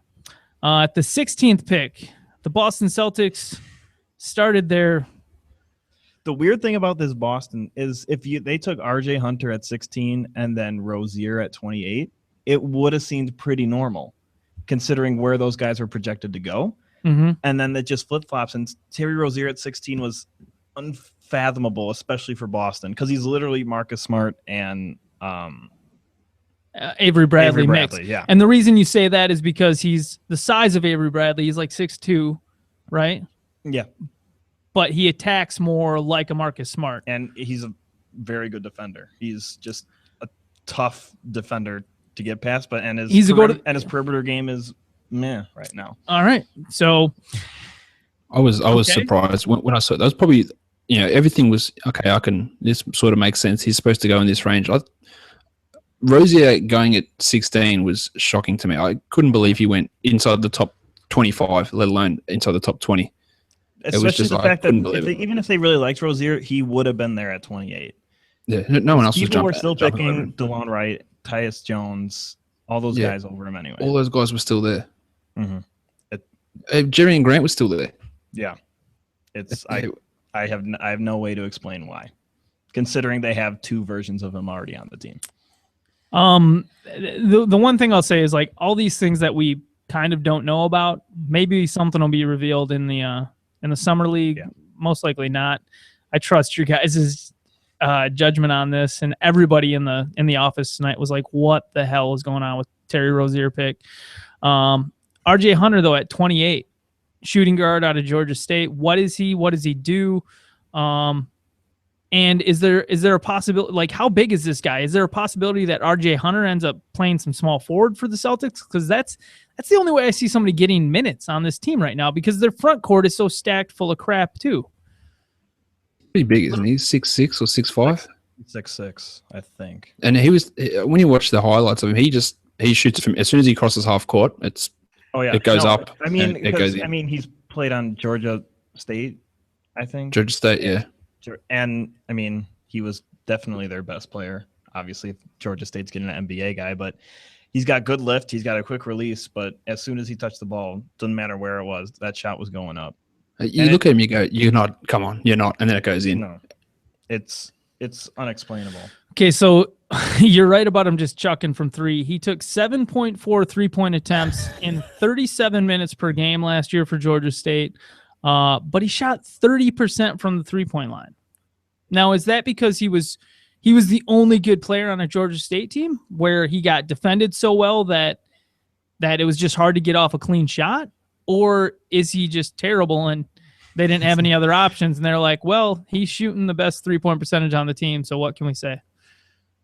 I don't think he was actually shooting. It's not a default thing. Like, yep, we just got to let this guy shoot. I mean, kind of, but he's actually a good shooter. It's not just like by default he's the best shooter. He was their best shooter. And if you see the shots he took, it's 29% is pretty bad for a guy who's labeled as a shooter. But they relied on him to take these shots off screens that looked like they were 40 feet from the basket. Like, it was unexplainable why he was taking these shots, but I just think if he gets better, because he's going to be able to get a shot off over pretty much anybody who's guarding him. So he was put in a position to fail, essentially. I mean, at Georgia State, I don't know how much you want to ask for. Okay. The thing that's weird about him is that the season before he shot 40%. The season before that he shot 36%. Yeah. So it feels like this is a complete outlier. Everyone was just like, we got to stop RJ Hunter. Everyone's double. Only every shot you saw him take from 30 feet away, there was two guys on him anyway. It's like every team just put everyone on him, and he still shot it. And they went in some of the time. They didn't go in all the time. He was going to get his shots up no matter what. So if they had to be from 30 feet, he was going to take them from 30 feet. It's so dang hard evaluating some stats that you get out of the college ranks, because you have to be so aware of how many minutes the guys played during that time. Like I was just looking at RJ Hunter's stats and I'm like, oh, a block a game, 2 steals a game, but then he was playing 37 minutes a game. Like he had ample opportunity to do that, whereas some players just didn't play those bigger minutes. So Boston also got Jordan McKee with the 33rd pick, Juan Vallette with the 39th pick. And for some reason, they drafted Marcus Thornton out of NBA free agency. So there's a Marcus Thornton point guard out of William and Mary. And this is not the crappy Marcus Thornton that was signed to an exorbitant contract by the Sacramento Kings at a time where they were bidding against themselves. Still don't understand that freaking deal 5 years later, idiots. But anyways, is Marcus Thornton out of William and Mary. He's a point guard. I don't even know why I'm bringing him up. He's on the Celtics don't need the Celtics shouldn't have taken any of these picks, essentially, the way I look at it. They should have been stashing players, taking. At 16, I thought Sam Decker made a lot of sense for Boston. Yeah, why not? I agree with that. Yeah. I figured it was a lock, actually. And then when they went Terry Rozier, of all people. Like, if it wasn't Decker, I was going to be shocked. But then to see Terry Rozier, when they have a second draft pick in the first round, it was just there's no rationale. Hey, Boston fans, how you feeling tonight? The Milwaukee Bucks took Rashad Vaughn. He's a shooting guard out of UNLV. And Nick Whalen, who also writes for Bucksketball, he said when Rashad Vaughn was taken, he said he reminds him of Aaron Aflalo for obvious reasons and also just because of the kind of game that he has. What do you think of Rashad Vaughn? He addresses a need for the Bucks. I mean, they need a guy who can hit perimeter shots. I didn't watch much of UNLV. I wasn't expecting him to go this high either, but I mean, it is what it is. It's a guy who can knock down threes. The ESPN guys seemed pretty high on him. Do you got a good read on him, Josh? I was a bit surprised they went with him here. I think I would have thought they would have gone with Hunter, who we just spoke about. I thought he was a better fit at 17 than Vaughn. I thought Vaughn is another guy that may have been available. Not that they had another pick, but I feel like it was going a bit early on him there. Yeah, look, they need shooting. If they're going to play Carter Williams and Giannis together, they've got not many guys who can hit shots in the backcourt. OJ Mayo is OJ Mayo, so that's not really confidence inducing. So they need someone who can actually score and hit threes, especially without Brandon Knight there. So that was the need to me. I just think I would have gone Hunter over Vaughn. Yeah, in terms of a spot up shooter, I would have felt better about Hunter, just because he'll be open even when he's not open. I like the 4.8 rebounds out of Hunter in 33 minutes, or I'm sorry, in Vaughn that he got in 33 minutes. Yeah, I don't know. Doesn't look like he's going to offer much defensive stats. And at 6'5", I honestly, it feels weird to me because everybody else on the Milwaukee roster is freaking 6'6" with like a 42-foot wingspan. So, Vaughn just isn't the albatross that all those other guys are. So it's a little bit weird for me. I don't really see how he fits in with Milwaukee, to be completely honest. And what's most hilarious about the Vaughn pick is when they were showing comps for him during the draft and they threw up Dion Waiters, everybody in the office just started to projectile vomit on the walls. Imagine him just chilling on the wing, hands up, calling for the ball, not making a cut, not doing anything. Just right before they showed the Dion Waiters highlights too, for the comparison, the first highlight they showed of Rashad Vaughn was him getting swamped by two players, getting into a double team at the 3-point line, and him just being like, "Oh, I'm still open." Jump shot. It was ridiculous. And to see that and then transition to Dion Waiters, and you're like, makes sense. So good editing. Milwaukee didn't get anybody else in the draft. Moving on to the 17th pick, 18th pick. Houston Rockets took Sam Decker, got him from the Pelicans, or got this pick from the Pelicans, right? So here's the thing. There's certain GMs that you trust that they know what the hell they're doing. And Daryl Morey's one of those guys. So Sam Decker, even though I have a lot of questions about what he's going to become in the NBA, if Daryl Morey took him, I trust Daryl Morey. The only Daryl Morey pick you can't really argue for over the last few years, or the one that you can really pick at is the Royce White one. And I mean, some people just want to drive around the country in a Winnebago. What are you going to do about that? How do you feel about Decker next year? I feel that it depends on what Houston does. Obviously, now they got Josh Smith. Do they re-sign him? Terrence Jones is. I'm convinced that Morey doesn't like Terrence Jones at all. I'll continue to say it no matter how stupid it makes me look. But I just don't think he likes him. It feels like every single move they make is to try and get rid of Terrence Jones, and they're never able to do it. There was a rumor that came out yesterday that they're trying to get rid of Terrence Jones. They're trying to trade him. They brought Josh Smith in. They tried to get Chris Bosh in. They playing Donatas Motiejunas there. It's like everything just to avoid playing Terrence Jones big minutes because I don't think that he's the guy for them. And Decker is another one who could fit into that position, take minutes away from Terrence Jones. Now, whether he does or not, who knows? I don't even know who Sam Decker is at this point. Is he the guy that was red hot in the tournament? Is he the guy who was not red hot for the rest of the season? Who shot 30% or 45% or whatever he shot from three. The two splits were just, I don't know what to make of it. You guys are obviously closer to Decker there. And it was interesting to me that he said he didn't want to play in Wisconsin at all after being there his whole life. And he seemed really excited to go to Houston when they asked him if he, time for him to ditch his coats. And he was like, thank God. I mean, I think that's also because he's on a pretty good team, too. That's true. Yeah. That's got to have a lot to do with it. But with Decker,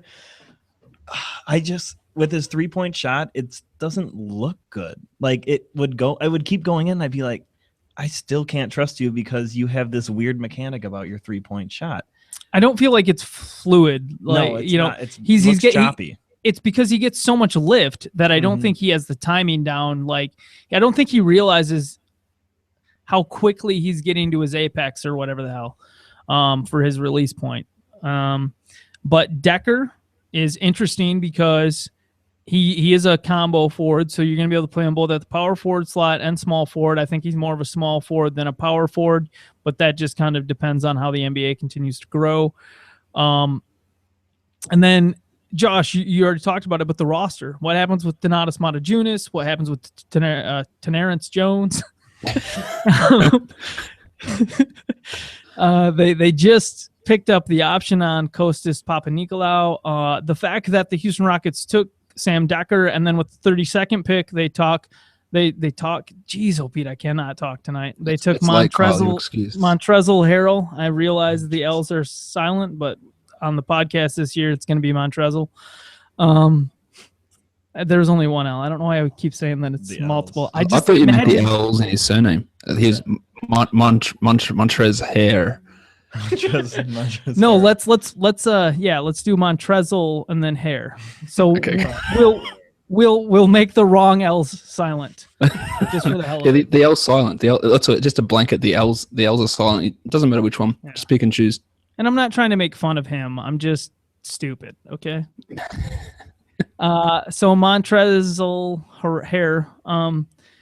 What's he gonna do? 32nd pick. That's still relatively high. That's higher than Draymond, isn't it? Or is that the Draymond pick? Is he 32nd or 34? Around there. Yeah. I don't know exactly. Anyways, sorry. I have no I just figured Montrezl. I say this stuff because I figured Josh remembers everything. I don't quite. I think Draymond was 35 or 34, but I was shocked that Hair got outside the top 25 almost, or outside the first round. Definitely, I was surprised. Like I'd always liked Rozier more than Harrell, but Harrell was always projected to go higher than Rozier. I'm glad Rozier went first, but 16 picks before Harrell, that seems. I mean, I think it's good value at this point. It's Nick's first time on the podcast. He doesn't realize we literally will continue to say the player's name wrong all season. The first year of the podcast, I accidentally called Raymond Felton Randy Felton. The whole rest of the year, Randy Felton, all year. It's one of our greatest accomplishments. So Montrezl Harrell, what? Breaking my own rules. Okay. What does he do well? What is he going to do well in the NBA? Rebound is my guess. Yeah, he's got a motor. He'll go after boards, but offensively, I mean, he tried shooting threes and he failed pretty miserably at shooting threes just because it wasn't something he ever did before. I don't trust him to really develop a consistent stroke. I just think he's going to be a hustle guy. That's what I see. I'm not too high on Montrezl. One of the best things about Montrezl is when I look at his player comparisons, the names that come up really. This is the names that came up in his comparison: Bison Dele, Shawnell Scott, Dickie Simpkins, and Cherokee Parks. And that's a pretty eclectic selection of names. So I don't know what that means for him in fantasy, but I wanted to say Cherokee Parks on the podcast. Oh yeah, dude, that's a great name. I think the ESPN comparison was J.J. Hickson.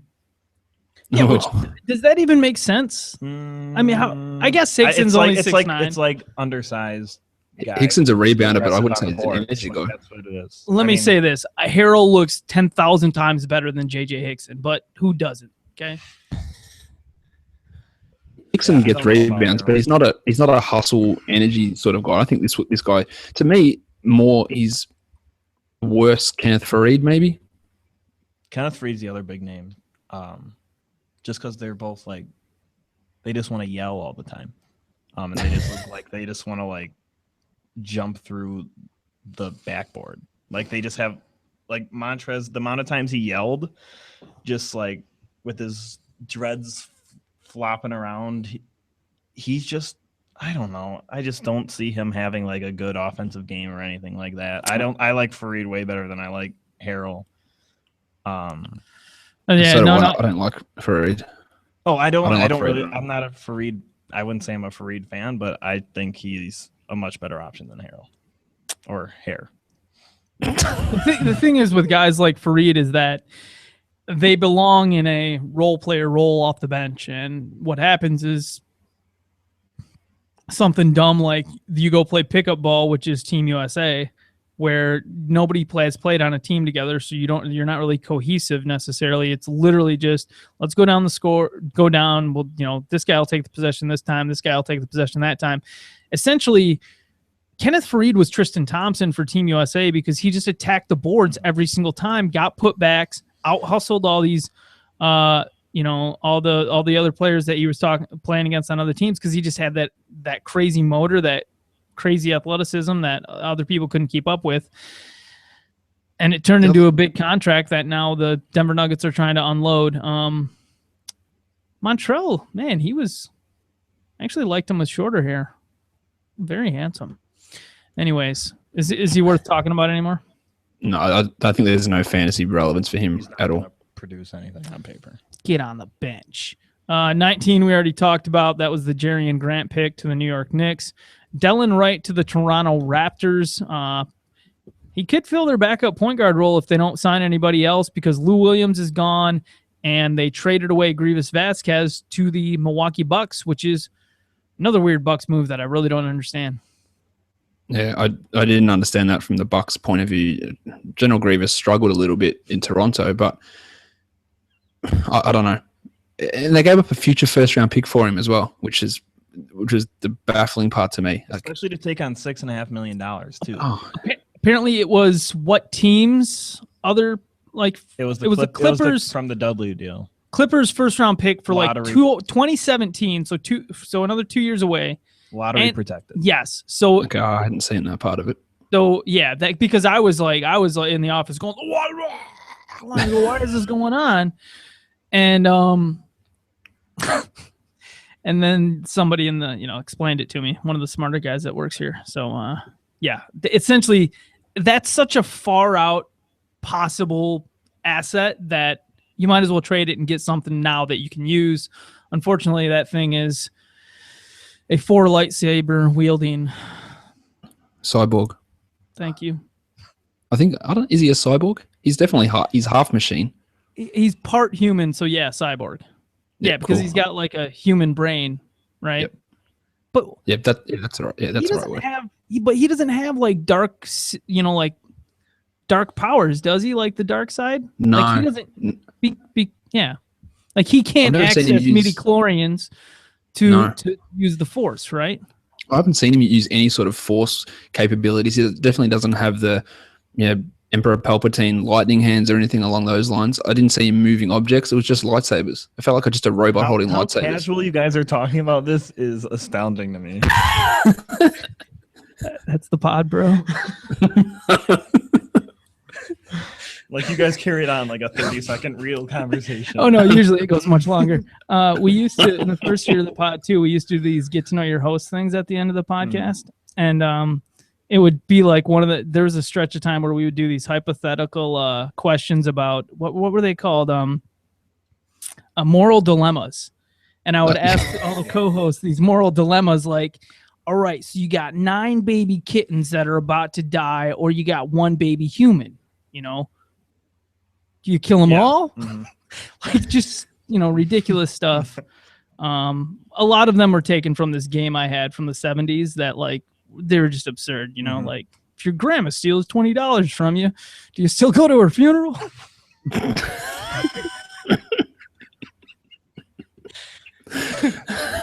Okay, Delon Wright, good backup point guard.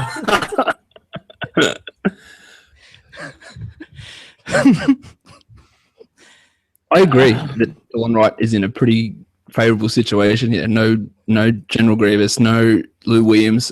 Someone has to play backup at both those spots, and unless they bring someone else in, I don't know if they will. I really like what Wright can bring. Plus, Masai Ujiri has been threatening that he's trading everybody, including the mascot, basically over the last couple of days. So who knows who's still around? Yeah, Masai came out and said that it was his fault that the roster was unbalanced last year, and I love that he got rid of Vasquez because they just had too many ball handlers, that just too many. Give the ball to Kyle Lowry. You had Lou Williams on the team. You had Grievous Vasquez. If Vasquez doesn't have the ball in his hands, he doesn't fit because his job is to distribute the ball to other people. His job is not to shoot the ball.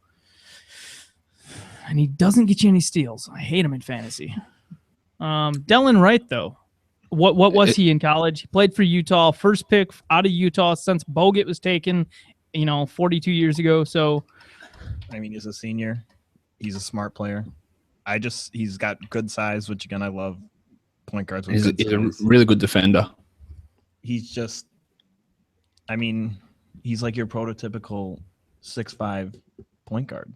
I don't know what else. I mean, I don't think he's a great shooter, but I think he's perfect for that team as a backup point guard.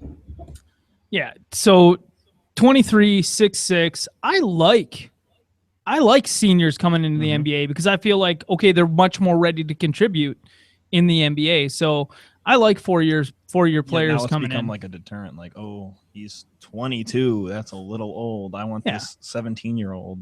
Why would you not want somebody who? Yeah. Why not mitigate the risk by not having as much risk by taking someone who's more developed and more just into their adult body or whatever the hell you want to say. So Delon Wright, yeah, he's interesting. I love the size, 6'6". So much. I'm not a Kyle Lowry fan, and I just hate Kyle Lowry because of his size more than anything. Well, Wright's a guy that can get you. Like, he got over 2 steals a game. He had a block a game. He's a good free throw shooter. He's not a great offensive guy, but he can produce. And I think that probably not for 12-team leagues, but 14-team leagues, if he's going to get in there in that role and play 24 minutes a game, backing up both spots, he's going to be able to get those defensive stats, which he could get 1.5 steals in 20 minutes a game, and that can be valuable, along with 3 or 4 assists, whatever, 10 points or something like that. Deeper leagues, but not too deep. We'll have to pay attention to him, I think.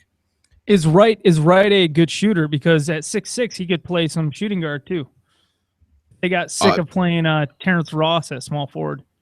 I don't think he was that good a shooter, was he, Nick? Not right now. No. When he'd score, he'd be getting into the lane. Okay, so he's more of he's not going to be spotting up or pulling up, really. Take it to the rack like He's a smart Jerry player. Stack. He'll make smart plays. Cool. Sounds like a nice guy. Yeah. Justin Anderson was taken by the Dallas Mavericks at the 21st pick.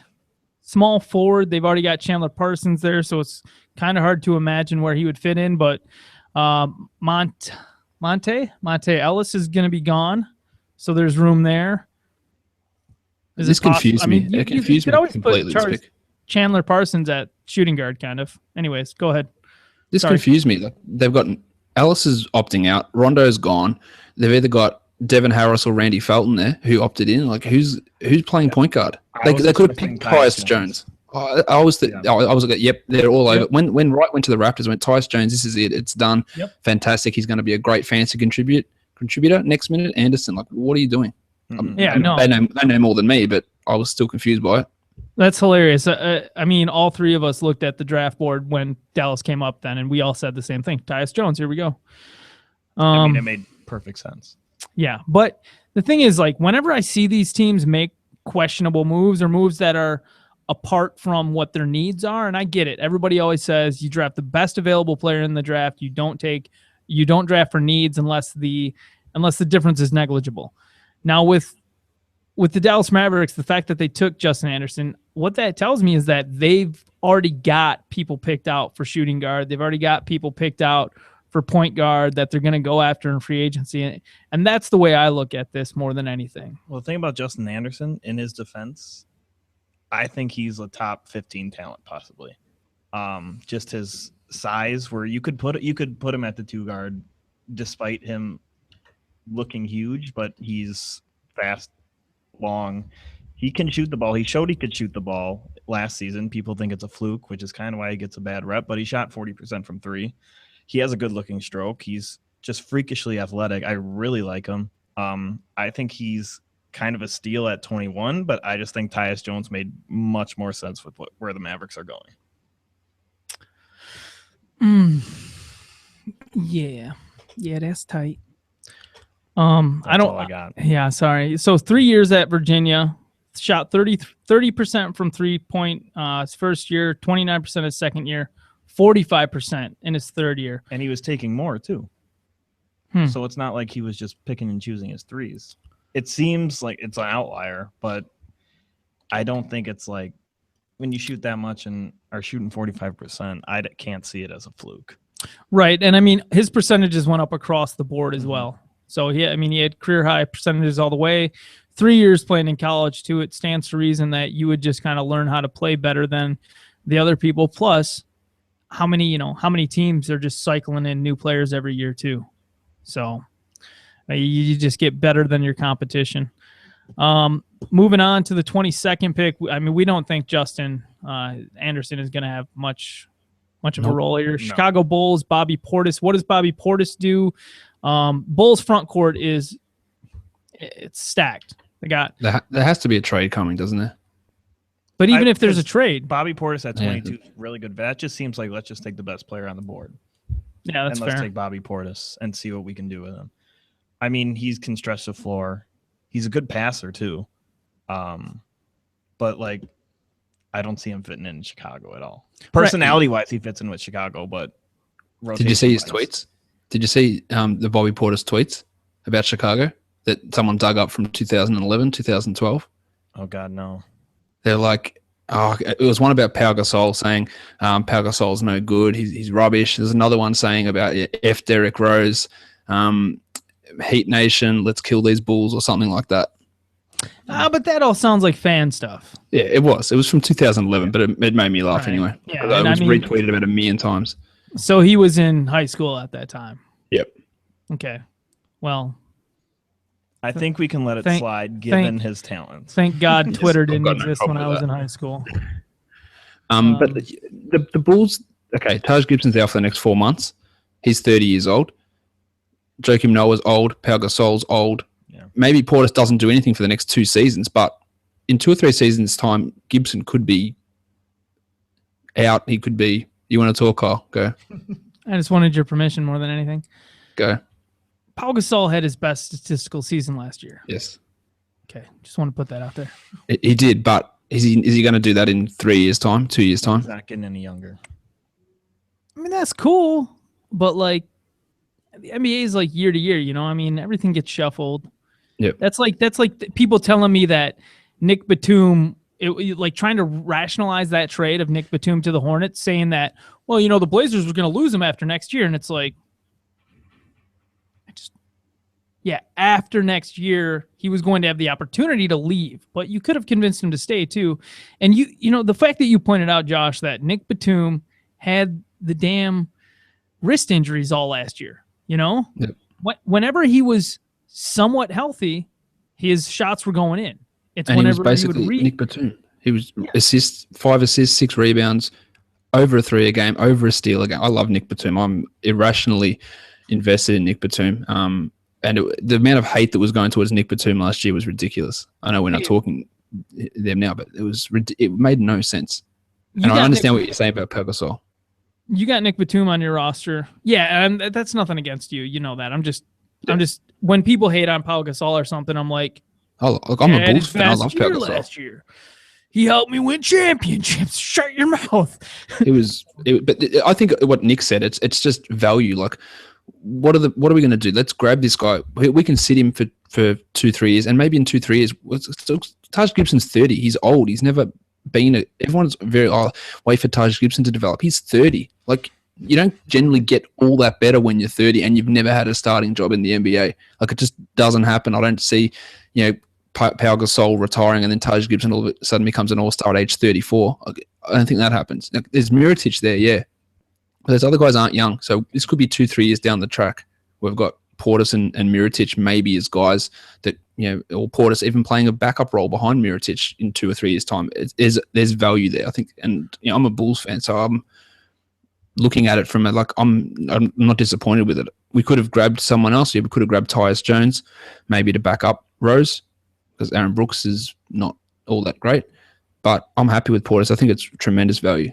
Do you think we're going to see a Spurs-style offense out of Chicago now that they got Hoiberg in there, who's going to more appropriately put into place the rotation kind of stuff that it seems like the front office wants in Chicago?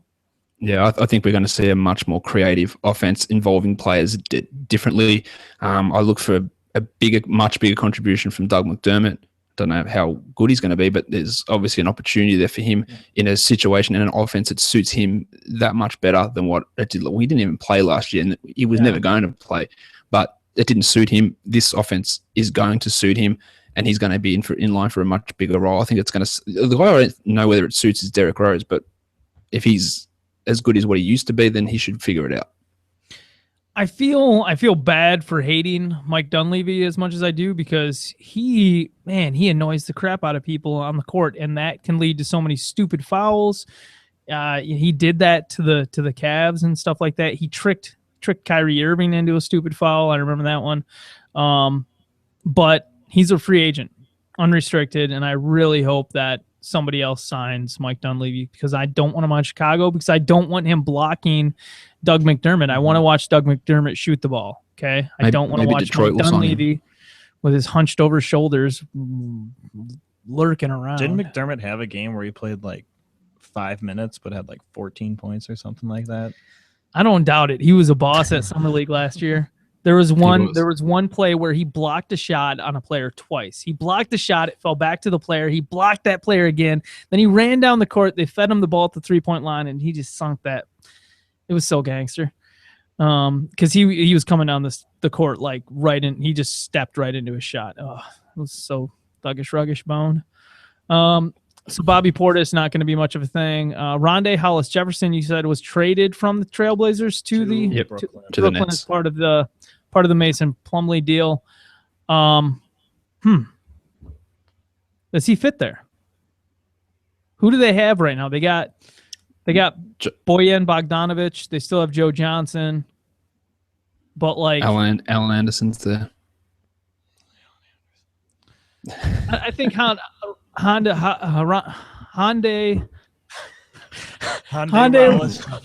Rallis Jefferson is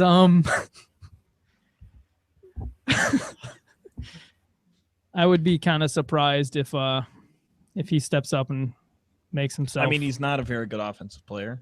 He as a wing defender, he could be turned into one of the best in the NBA. He's that good, but offensively, I don't think he can contribute much. Kawhi didn't have a lot of offense. Is he Kawhi? No. Okay. No. Kawhi had more of a foundation than Hollis Jefferson, I think.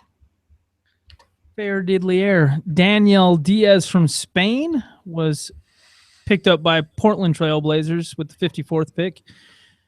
Do we need to talk about him? No. Thanks. Memphis Grizzlies we already covered the Tyus Jones pick from Minnesota at 24. 25, Memphis Grizzlies took Jarrell Martin? Jarrell, I think. Jarrell. It can be Jarrell. What he do? He's a big body. He can actually stretch the floor. I didn't think he could, but he actually can. For how big he is, he actually moves pretty nicely. I mean, he was on LSU. I didn't really watch a lot of LSU, but it seems like, I don't want to say the next Zebo because he's not the same kind of player as Zebo, but he seems to be behind Zebo and about to be in that starting power forward position. Didn't John Lure get moved to the Suns as part of one of the trades too? Correct, for Andrew Harrison. Huh. So there's minutes there. A lot of minor moves. Now, Mason Plumlee, he's the starting center for the Trailblazers next year, right? I didn't get excited enough about this earlier. I apologize. Almost definitely he is. And we saw that when I don't love Mason Plumlee, but when he starts, he can put up bulk rebound numbers. He can put up a good field goal percentage. He can score. He can block some shots. Although I think his shot blocking is a little bit overrated. I had a look at it, and he only blocked one shot a game in the games that he started, which was way less than I anticipated. But he's in a much better situation now, and he instantly becomes a standard league guy, I think. Instantly top 70 probably, just off the top of my head. Was out, you could rely on him for a double-double. Yeah. I mean, if you go back and look, there was a stretch in January, I believe, where Brook Lopez was out and Plumlee was averaging darn near 20 and 10. Yeah. And I would never think Plumlee would be scoring 20 points in the NBA. And Josh, you talked about it. His field goal percentage, I think 2 years ago, he led the league in field goal percentage. It was 64 or something huge. It doesn't make any sense. Can't shoot any free throws, and that trade made no sense. But now Plumlee becomes a guy that almost no way that Robin Lopez is back. I wouldn't think he was terrible last season. So Jarrell Martin. There's the Now- glaring low 3-point percentage. Yeah, 27% from him, but He's not going to be a knockdown shooter, but for someone his size, it's encouraging that you're going to have to respect him at some point. well, and what I like looking at him, his physique, I do see what you say when you say Zebo. Mm-hmm. You know, he's got a little bit of length in his arms. But he moves better than Zebo. Really? I mean, Zebo is just going to back you down until you're under the rim. But Jarrell Martin has more fluidity, I think. Played 2 years at LSU, averaged 17 points and 9 rebounds last year in 35 minutes. That doesn't excite me. Nah, you're not going to be junk. Sorry. Sometimes it's not this season, definitely not. I don't know. Sometimes it just feels way too obvious sometimes when you look at guys' stats, whether or not they're going to be of use in the NBA based on, I mean, it's a lot of it's fairly simple equations. Who's on your team with you? Who are you? What position do you play? What size are you? What's your skill set? Like you have to fit into a pretty known mold to really excel in the NBA for the most part. I'm not seeing it. You're not if you're going to be this, you need to be efficient and you need to not turn the ball over. If you are this position, you need to be this, and this. Like there's certain check marks you have to hit. And if I don't see those in a person's statistical line, like they just get cut off. Like you're done. Okay. No, it's nothing to get excited about. Right. But now there's always one of those things that can stand out where you're like, oh, but he did this. And you're like, okay, then he's got a chance. Yep. I hope that was plenty general enough to not make any sense to anybody. Nikola Milutinov? I don't know. Yeah, I think that's it. Milutinov. They might as well pick LaMarcus Aldridge, which is 26. I like saying Milutinov. It's another Nikola to add to the already burgeoning amount that we have in the NBA. I'm okay with Nikola's being in the. There's a lot of. Yeah, Nikola's a good name. I like it. There's a lot. There's about 4 or 5 now, I would say. So I would say if you could pick out the most interesting thing about Nikola Milutinov getting drafted in the NBA, what's the most significant thing about him getting drafted in the NBA? Sorry. He's not going to play this next season? Pretty much. That's tied in with that, it's because he was drafted by the Spurs. So it's the same reason you're obsessed with Livio Jean-Charles. Or do you not pronounce the S on Jean-Charles? Yeah, I don't pronounce it, but I think that's just me being hoity-toity. That's cool, man. I like hoity-toity. But and maybe obsess was the wrong word to use, but like you pointed out Livio in your foreigners video about the unsigned free agents overseas and whatnot, that you put up, Josh, on the Red Rock subscription YouTube channel. And it's just the Spurs, man. If they draft somebody, they know something, they're stashing them, they're going to bring them over. Them. Right. I mean, even guys like Aaron Baines and guys like that who don't necessarily come over here and have a big impact. They do enough, though. Exactly. I just realized I said an hour ago we'd be done in 20 minutes. It's only 4:00 in the afternoon here. I can keep going for hours. Oh, well, we can't. Who else? So that's Milutinov, somebody you just remember the name as being like a Spurs guy, because if you hear he's going to be coming over in a year, you maybe stash him for dynasty purposes or something like that. With the 27th pick, we already talked about the Larry Nance to the Lakers thing. He is a Sims character. RJ Hunter to the Boston Celtics at 28. Brooklyn Nets at 29 took Chris McCullough, power forward out of Syracuse. What do we need to know about Chris McCullough?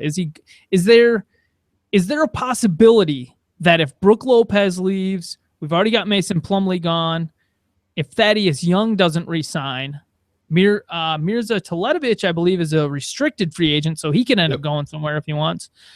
Like, there might be an opening for Chris McCullough to get some minutes if the Nets can't find anybody to sign with them because they're the Nets. It was interesting because he was there. He wasn't invited to the draft. He was just there in the crowd and came out of the crowd to get his hat because he's from New York. He went to Syracuse. Obviously, he was from the Bronx. It's very much a hometown sort of thing for him. I don't mind him as a player. I think that if he did become a guy who got minutes, that it's going to be extremely productive or anything like that. But the opportunity when we're talking about these guys at the end of the draft is the most important thing. And he could be in a situation where there is opportunity if Young's not there, if Teletovic isn't there, if Lopez goes, who's the other guy there, Corey Jefferson. Like there's not many other guys there who have got any sort of, not necessarily ability, but or big names or big contracts or anything that has to demand playing time. So I don't mind him. I think he's definitely an okay pick for pick 29. He can provide defensive numbers. He's a pretty good defender. He's not a horrible guy with his field goal percentage. His free throws need work, but he can rebound, and he's just a guy who's going to like playing for Brooklyn, I think. I'm more intrigued by their 41st pick, Pat. How do you say his last name? Connaughton. He doesn't play for him anymore. He's gone. He was part of the Portland trade. He was part of the Portland trade? Mm-hmm. Yep. All right. Well, freak athlete. Is that Portland's starting small forward next year? Now, this is Pat, who just got a $400,000 signing bonus after getting drafted in the MLB draft last year. So he wants to be a two-sport player, and that's considered the main reason why he was drafted in the second round instead of the first round, because nobody wanted to guarantee Pat Connaughton enough money, to guarantee him any money, because they don't really know if they want a guy on their team who's going to go off and play baseball for half the year. Who drafted him in the MLB draft? Oh, sugar plums. If only I worked for a website that keeps track of all that stuff. So I'll look on that. You guys talk about him. I mean, he blew people's minds at the combine with his vertical. That sounded like a rap line. He blew people's mind at the combine. And apparently I'm an old-timey rapper. Yeah. So the Baltimore Orioles selected Pat Connaughton with the 121st pick of the 2014 first-year player draft. Oh, so that was last year that he got drafted. Yeah, but anyways, he got like a $400,000 signing bonus or something. So he is a professional baseball player for at least a couple of years, I think, because he has to play through that rookie contract to keep his signing bonus, I think. I don't know. Baseball's weird. I have no idea how baseball contracts work. But the baseball season pretty much runs the opposite of the MLB season for the most part. Yeah. And he's a pitcher too. So he only pitches every 5 days. So, and if he's I don't know. I don't know how you'd make it work, man. But that's the reason. Portland's not going to be in the playoffs, so. But people like Pat Connaughton. Like he's got some discernible skills that he could be legit in the NBA. He's good value if he is going to play basketball, which I'm assuming he is because he's way too talented to not. But that worried people, I guess so. Well, what did he do well at Notre Dame? Shot the ball really well. I mean, in that offense, they shot a bunch of threes and 42% three-point shooter. You could rely on him to shoot threes, and then you see this athleticism that just gives you natural hope. He's a small forward. How big is he though? Like, is he? He doesn't look big. I mean, he's 6'5", but yeah, he doesn't look big. He looks a bit soft. It doesn't feel like a good 6'5". So he's more. If he's 6'5", then he's going to be a shooting guard in the NBA. Yep. About 6'9" wingspan, 42% from three, 46 from the field, 78 from the free throw line. Yeah, you know. But he averaged 7.5 rebounds. Whoa. Really good rebounds. Don't like his steals, only 0.7. Steals are really big to me. Kevin Pelton of ESPN, he thinks steals is very important when looking at whether or not a player is going to be a good defensive player in the NBA and yada, yada, yada. So that's the 7.5 rebounds is impressive. Very much for so. a guy that's 6'5" and a shooting guard. And rebounds and steals are probably the two stats that translate the best from college over to the NBA. So even if he doesn't, he won't get 7.5 rebounds. But as a guy who that size will get above average rebounds for a shooting guard, and that's something that you can bank on him doing because he'll have that mindset will be there. He's a first round talent knockdown shooter. First round talent knockdown shooter. And Portland is losing players. They're hemorrhaging players at the moment. So there's minutes there. Oh, yeah. There's going to be something for him. Golden State took Kevin Looney, or is it Kevon? It's Kevon, I think. I've heard so many different ways to say Kevon, Kevon. Okay, they took. I think this is a value pick for Golden State. Okay, yeah, Looney. I mean, he's a name. He was a name in the college game. And at forward though, he's not tall, but he is long. He's 6'8", 6'9", and I saw him grab rebounds without jumping. Just because his wingspan is unbelievable. 6'7", 3.5. Yeah. Not a big shot blocker though. Good steal numbers from him. 42% from 3-point line on 1.5 attempts. Yeah, so he not didn't shoot a lot, but he has a good enough stroke where he can develop into where you'll have to respect him. 62%, 63% from the free throw line. There's room to improve there. But the thing that dropped him down is the back and hip issue that he had, and also he's having problems with asthma, I think. Yeah, which was something which was concerning some teams as well. But I think the hip problem, it said it was a degenerative back issue that caused hip problems, which doesn't sound great. But the Warriors can afford to take a risk on a guy like that, especially considering they're trying to get rid of David Lee. He can just slot in and take backup power forward minutes. He's a small ball guy. He's a small ball guy. Yep. So he fits in. I love it. It's perfect. Yeah. Mm-hmm. He's only 19 as well. Like, there's a lot to like in terms of him getting better. I think it's a fantastic, but they're in a position where they've got the luxury of being able to do that. A guy that, hey, maybe something is not right with his injuries or his asthma, whereas the Nets maybe aren't in that same position. But I think it's a great pick. The most talented player left on the board. So clearly 30 for Looney. I thought it was no question there. So who do we need to talk about from the second round? Because we just moved into the second round now. Cleveland Cavaliers, they took C.D. Osman from Anadolu. You want to help out with this international guy? Which guy? C.D. Osman. I heard it. Sede Osman. Yeah, I heard that. Yeah, Sede Osman.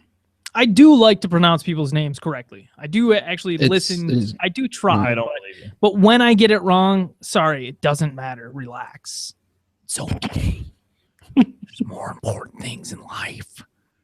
Nobody pronounces my last name right, so whatever. It's pronounced handsome. Sorry. It's okay. So Sede Osman, Jordan McKee from Boston.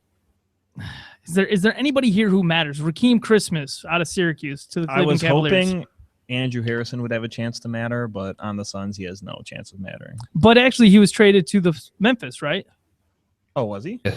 Yes. And Andrew Harrison gives them. Well, then he may have. I am interested in Andrew Harrison now. Harrison's big, isn't he? How big is he? 6'6". He's 6'6". So you can play him next to Mike Conley, right? Am I right? Am I wrong? I don't know. He's not a great shooter, though, is he? Not a great shooter. Oh, he's not? Well, then why the hell did they take him? Aaron Harrison. If there's one thing that the Grizzlies need, it's shooting.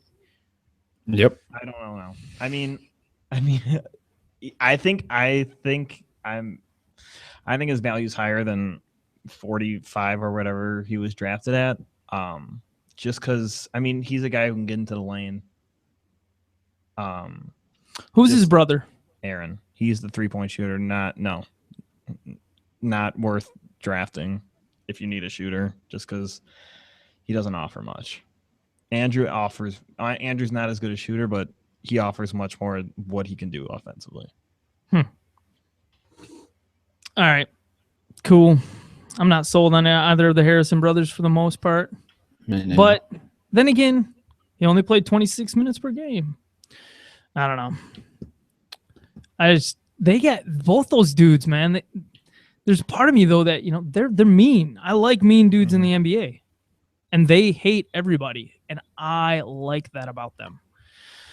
So, from that perspective, they tight. Darun,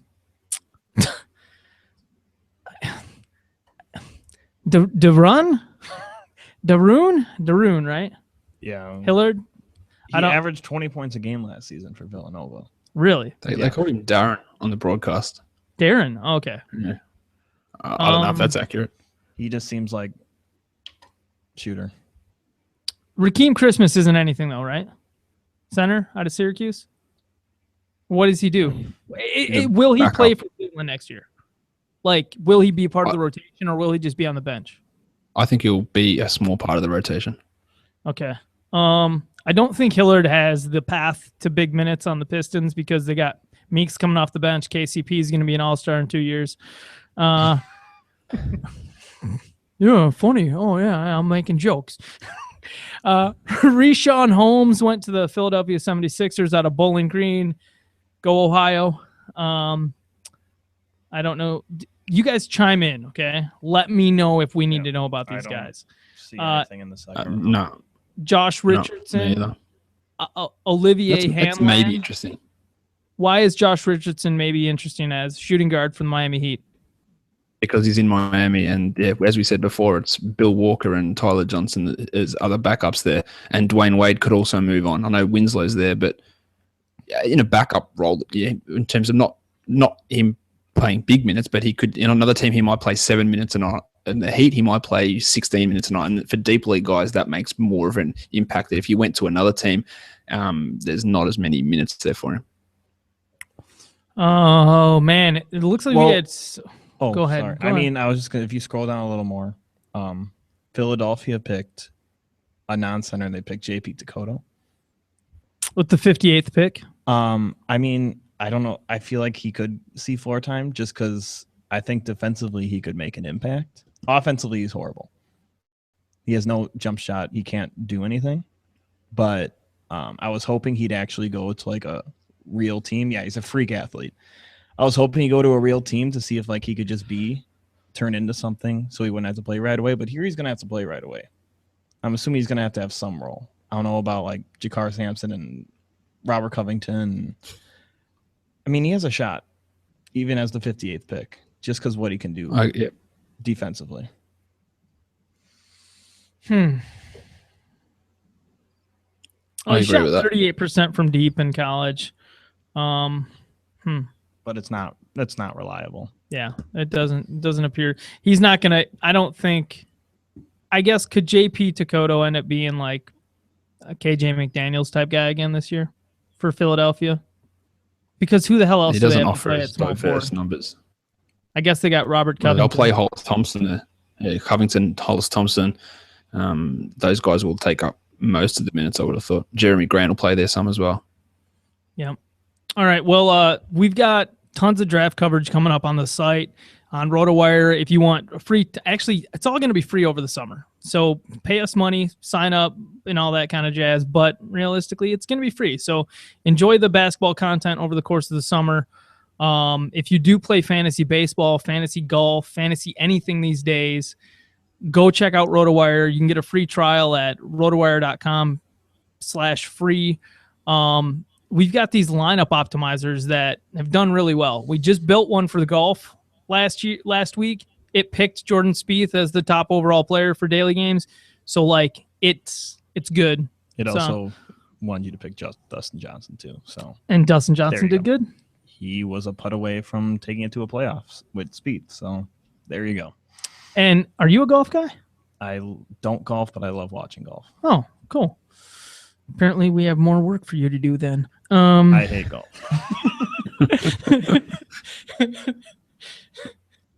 Anyways, yeah, and if you're a big esports fan like League of Legends or anything like that, actually or Dota too, get a hold of me on Twitter. I'm dead serious. I'll A talk guy I to you work about it. with is really into League of Legends, Kyle. I'll have to tell him to get in contact with you. He loves it. Yeah.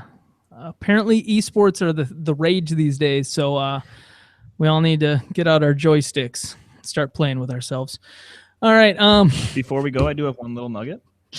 What's that? Earlier we were talking about where Moutier was on the high school rankings. He was 5th. There was 1 point guard ahead of him, Tyus Jones. Wow. So Tyus Jones Intriguing. was more highly touted than Emmanuel Moutier, and D'Angelo Russell was 13th. We need to start doing more fun podcasts like Ultimate Deathmatch podcast where like we just fight NBA players against each other and be like, all right, who would kill who? You know, like you give one player like there's what we need to do I'll is take Reggie Evans. No, this needs to get pretty like that's fair. He doesn't have any rules. He's Like first team all blackout, dark alley. whose man bits did he grab that one time? Well, it was more than one time. Yeah, that's fair. But I mean, like, essentially what I think we should do is have, like, a pool of random weapons and then, like, a pool of all the players. You know, we have, like, you know, the top 100 players, and it's like you just randomly assign weapons to them or something, or we pull the weapons out of the hat, and then it's like... It sounds like you're playing Clue, NBA Clue. Kevin Garnett with the broken pool Reggie cue in Evans' his hands. Reggie Evan with his hands in the middle of the street. That's all he needs. Larry Sanders with the champagne bottle. So, yeah, good times. Once again, I'm Kyle McEwen. You can find me on Twitter at RotoWire Kyle NBA. And this is... I'm Nick Brazzoni. You can find me on Twitter at Nick Brazzoni. How do we spell Brazzoni? Brazzoni. And what's your nickname that all your friends call you? Brazzers. If you didn't say that, I was going to be extremely disappointed in your friends. No, like okay. So when he started interning with us like a year ago, we always pick out dumb nicknames. A year ago, it was like in January or whatever. February. Well, I'm lying because I'm trying to make it sound like you had to work hard to get on the damn podcast. For my whole life. There you go. He's been slaving away for years. I was born in the RotoWire office.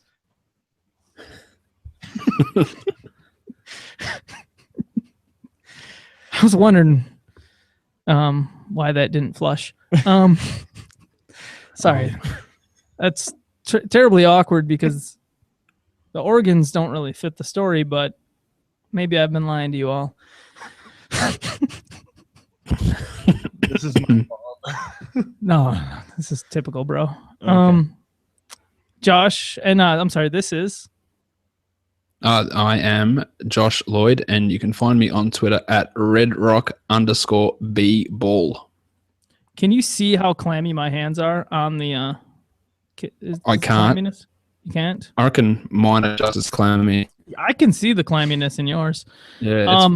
While the heater on. if there are any doctors watching, I'm wondering, is this cancerous? I'm gonna say no. How long has it been there? I'm partially in the medical field. I'll say no, but keep an eye on it. You realize how weird that sounded. I'm partially in the medical field. I deal in black market organs on Silk Road. Should people be partially in the medical field? Just to clarify, I'm not running like a cut price surgery in my shed here. I'm a farmer, so I do work in the health industry. So that's yeah. I'm not just haven't got the chainsaw at the back. Oh, that leg looks like it needs to go. So, and by pharmacist, you don't mean pharmacist. No, I mean actual registration. Would you I think I've still got it. Yes. Yeah. Yeah, I think I've still got my registration. Is Viagra a legal drug in Australia? Is it legal? Yes, it's legal. It's very cheap at the moment, actually. I want to ask a bunch of random stuff, but I don't want to get fired for saying something dumb late in the podcast at 2 a.m. Have you ever seen a kangaroo take Viagra?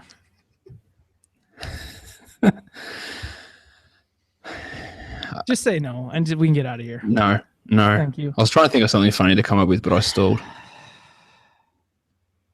I'm sorry. I shouldn't resort to cheap jokes anyways. I should have picked a more elaborate animal. That's completely fine. I am. Actually, I have to send it to you later. There's this video of this kangaroo that's going around here. That's this massive. Like he's like 6'5". He's ripped. He's got like pecs and abs, and he crushes metal cans and fights like anyone who comes in. Like he drinks a beer can and just like big like that big drums that big and just crushes them in his hands. I can't remember his name. It's probably Barry. I can't remember. Oh, Barry the kangaroo. He's huge. He poses. He flexes. He looks like he's from WWE. It's ludicrous. All right, you're gonna have to tweet this out so that everybody who's listening can now get the full effect here. Because right now I'm just kind of terrified and I'm afraid, and I don't want to go to bed thinking of the things I'm thinking of right now. Australia's a scary place. A ripped kangaroo that looks like a WWE wrestler is terrifying. Now, would you rather watch a movie about that, Australia made, or the Matthew Dellavedova movie? Is there a Matthew Dellavedova movie coming out? Yes. Matthew Dellavedova inspired story about three Australian boys that make it to the NBA or something like that. Yes. It's not literally Matthew Dellavedova, but I'm just tweeting this link out. His name's Roger the Kangaroo. Tweeting it out right now. Hey, thank you for everybody who's listened to the podcast this long. We do love you. I hope we gave you a couple of giggles and made you get through a little bit of your insomnia tonight. But we love you. I almost just shut the podcast off when we started to get into the last thing we were talking about, and I've actually blocked it out of my mind. I literally cannot remember what we were talking about, and I'm happy about that. We love you guys. Have a good day. Josh, you want to sing us out of here? Sing. That's put me on the spot. Talk something else, and I'll think of something to sing. Nah, I'm not going to sing. I'm completely gone blank. What can I sing? Let's sing a song on the way out. Let's do this for real. Okay. What do we want to sing? I'm a fan of Fleetwood Mac.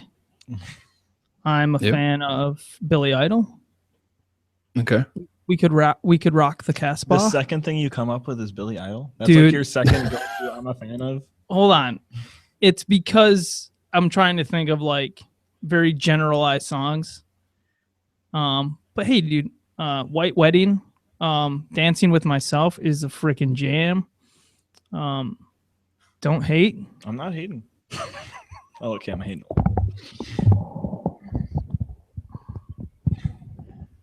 Do you know Outkast AT-Aliens? We could rap that. I have absolutely no idea what that is, but I'm happy to hum along in the background. Throw your hands in the air. I saw Outkast live on their farewell music festival tour. Oh, biscuits. We're not gonna get that. Josh, what song came into your mind? What are you listening to right now? Do you listen to music? I do, but a lot of the music I listen to is like punk music, Lagwagon. Dude, what's Lagwagon? Sugar Plums. I have a song of theirs, I know. But anyways, who else you listen to? Metallica. I listen to a lot. Pearl Jam. What else do I listen to? Yeah, they're probably my main three go-tos at this point. Who the hell can sing Pearl Jam? I can sort of sing it.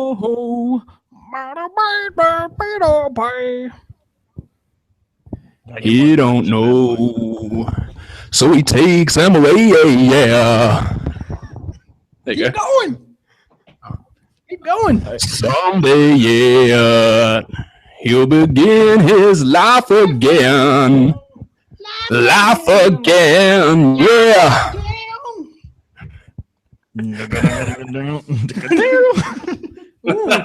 Oh man, Nick has the mouth bass. All right. Thanks for putting up with us, everybody. Good night. See you later. Alligator.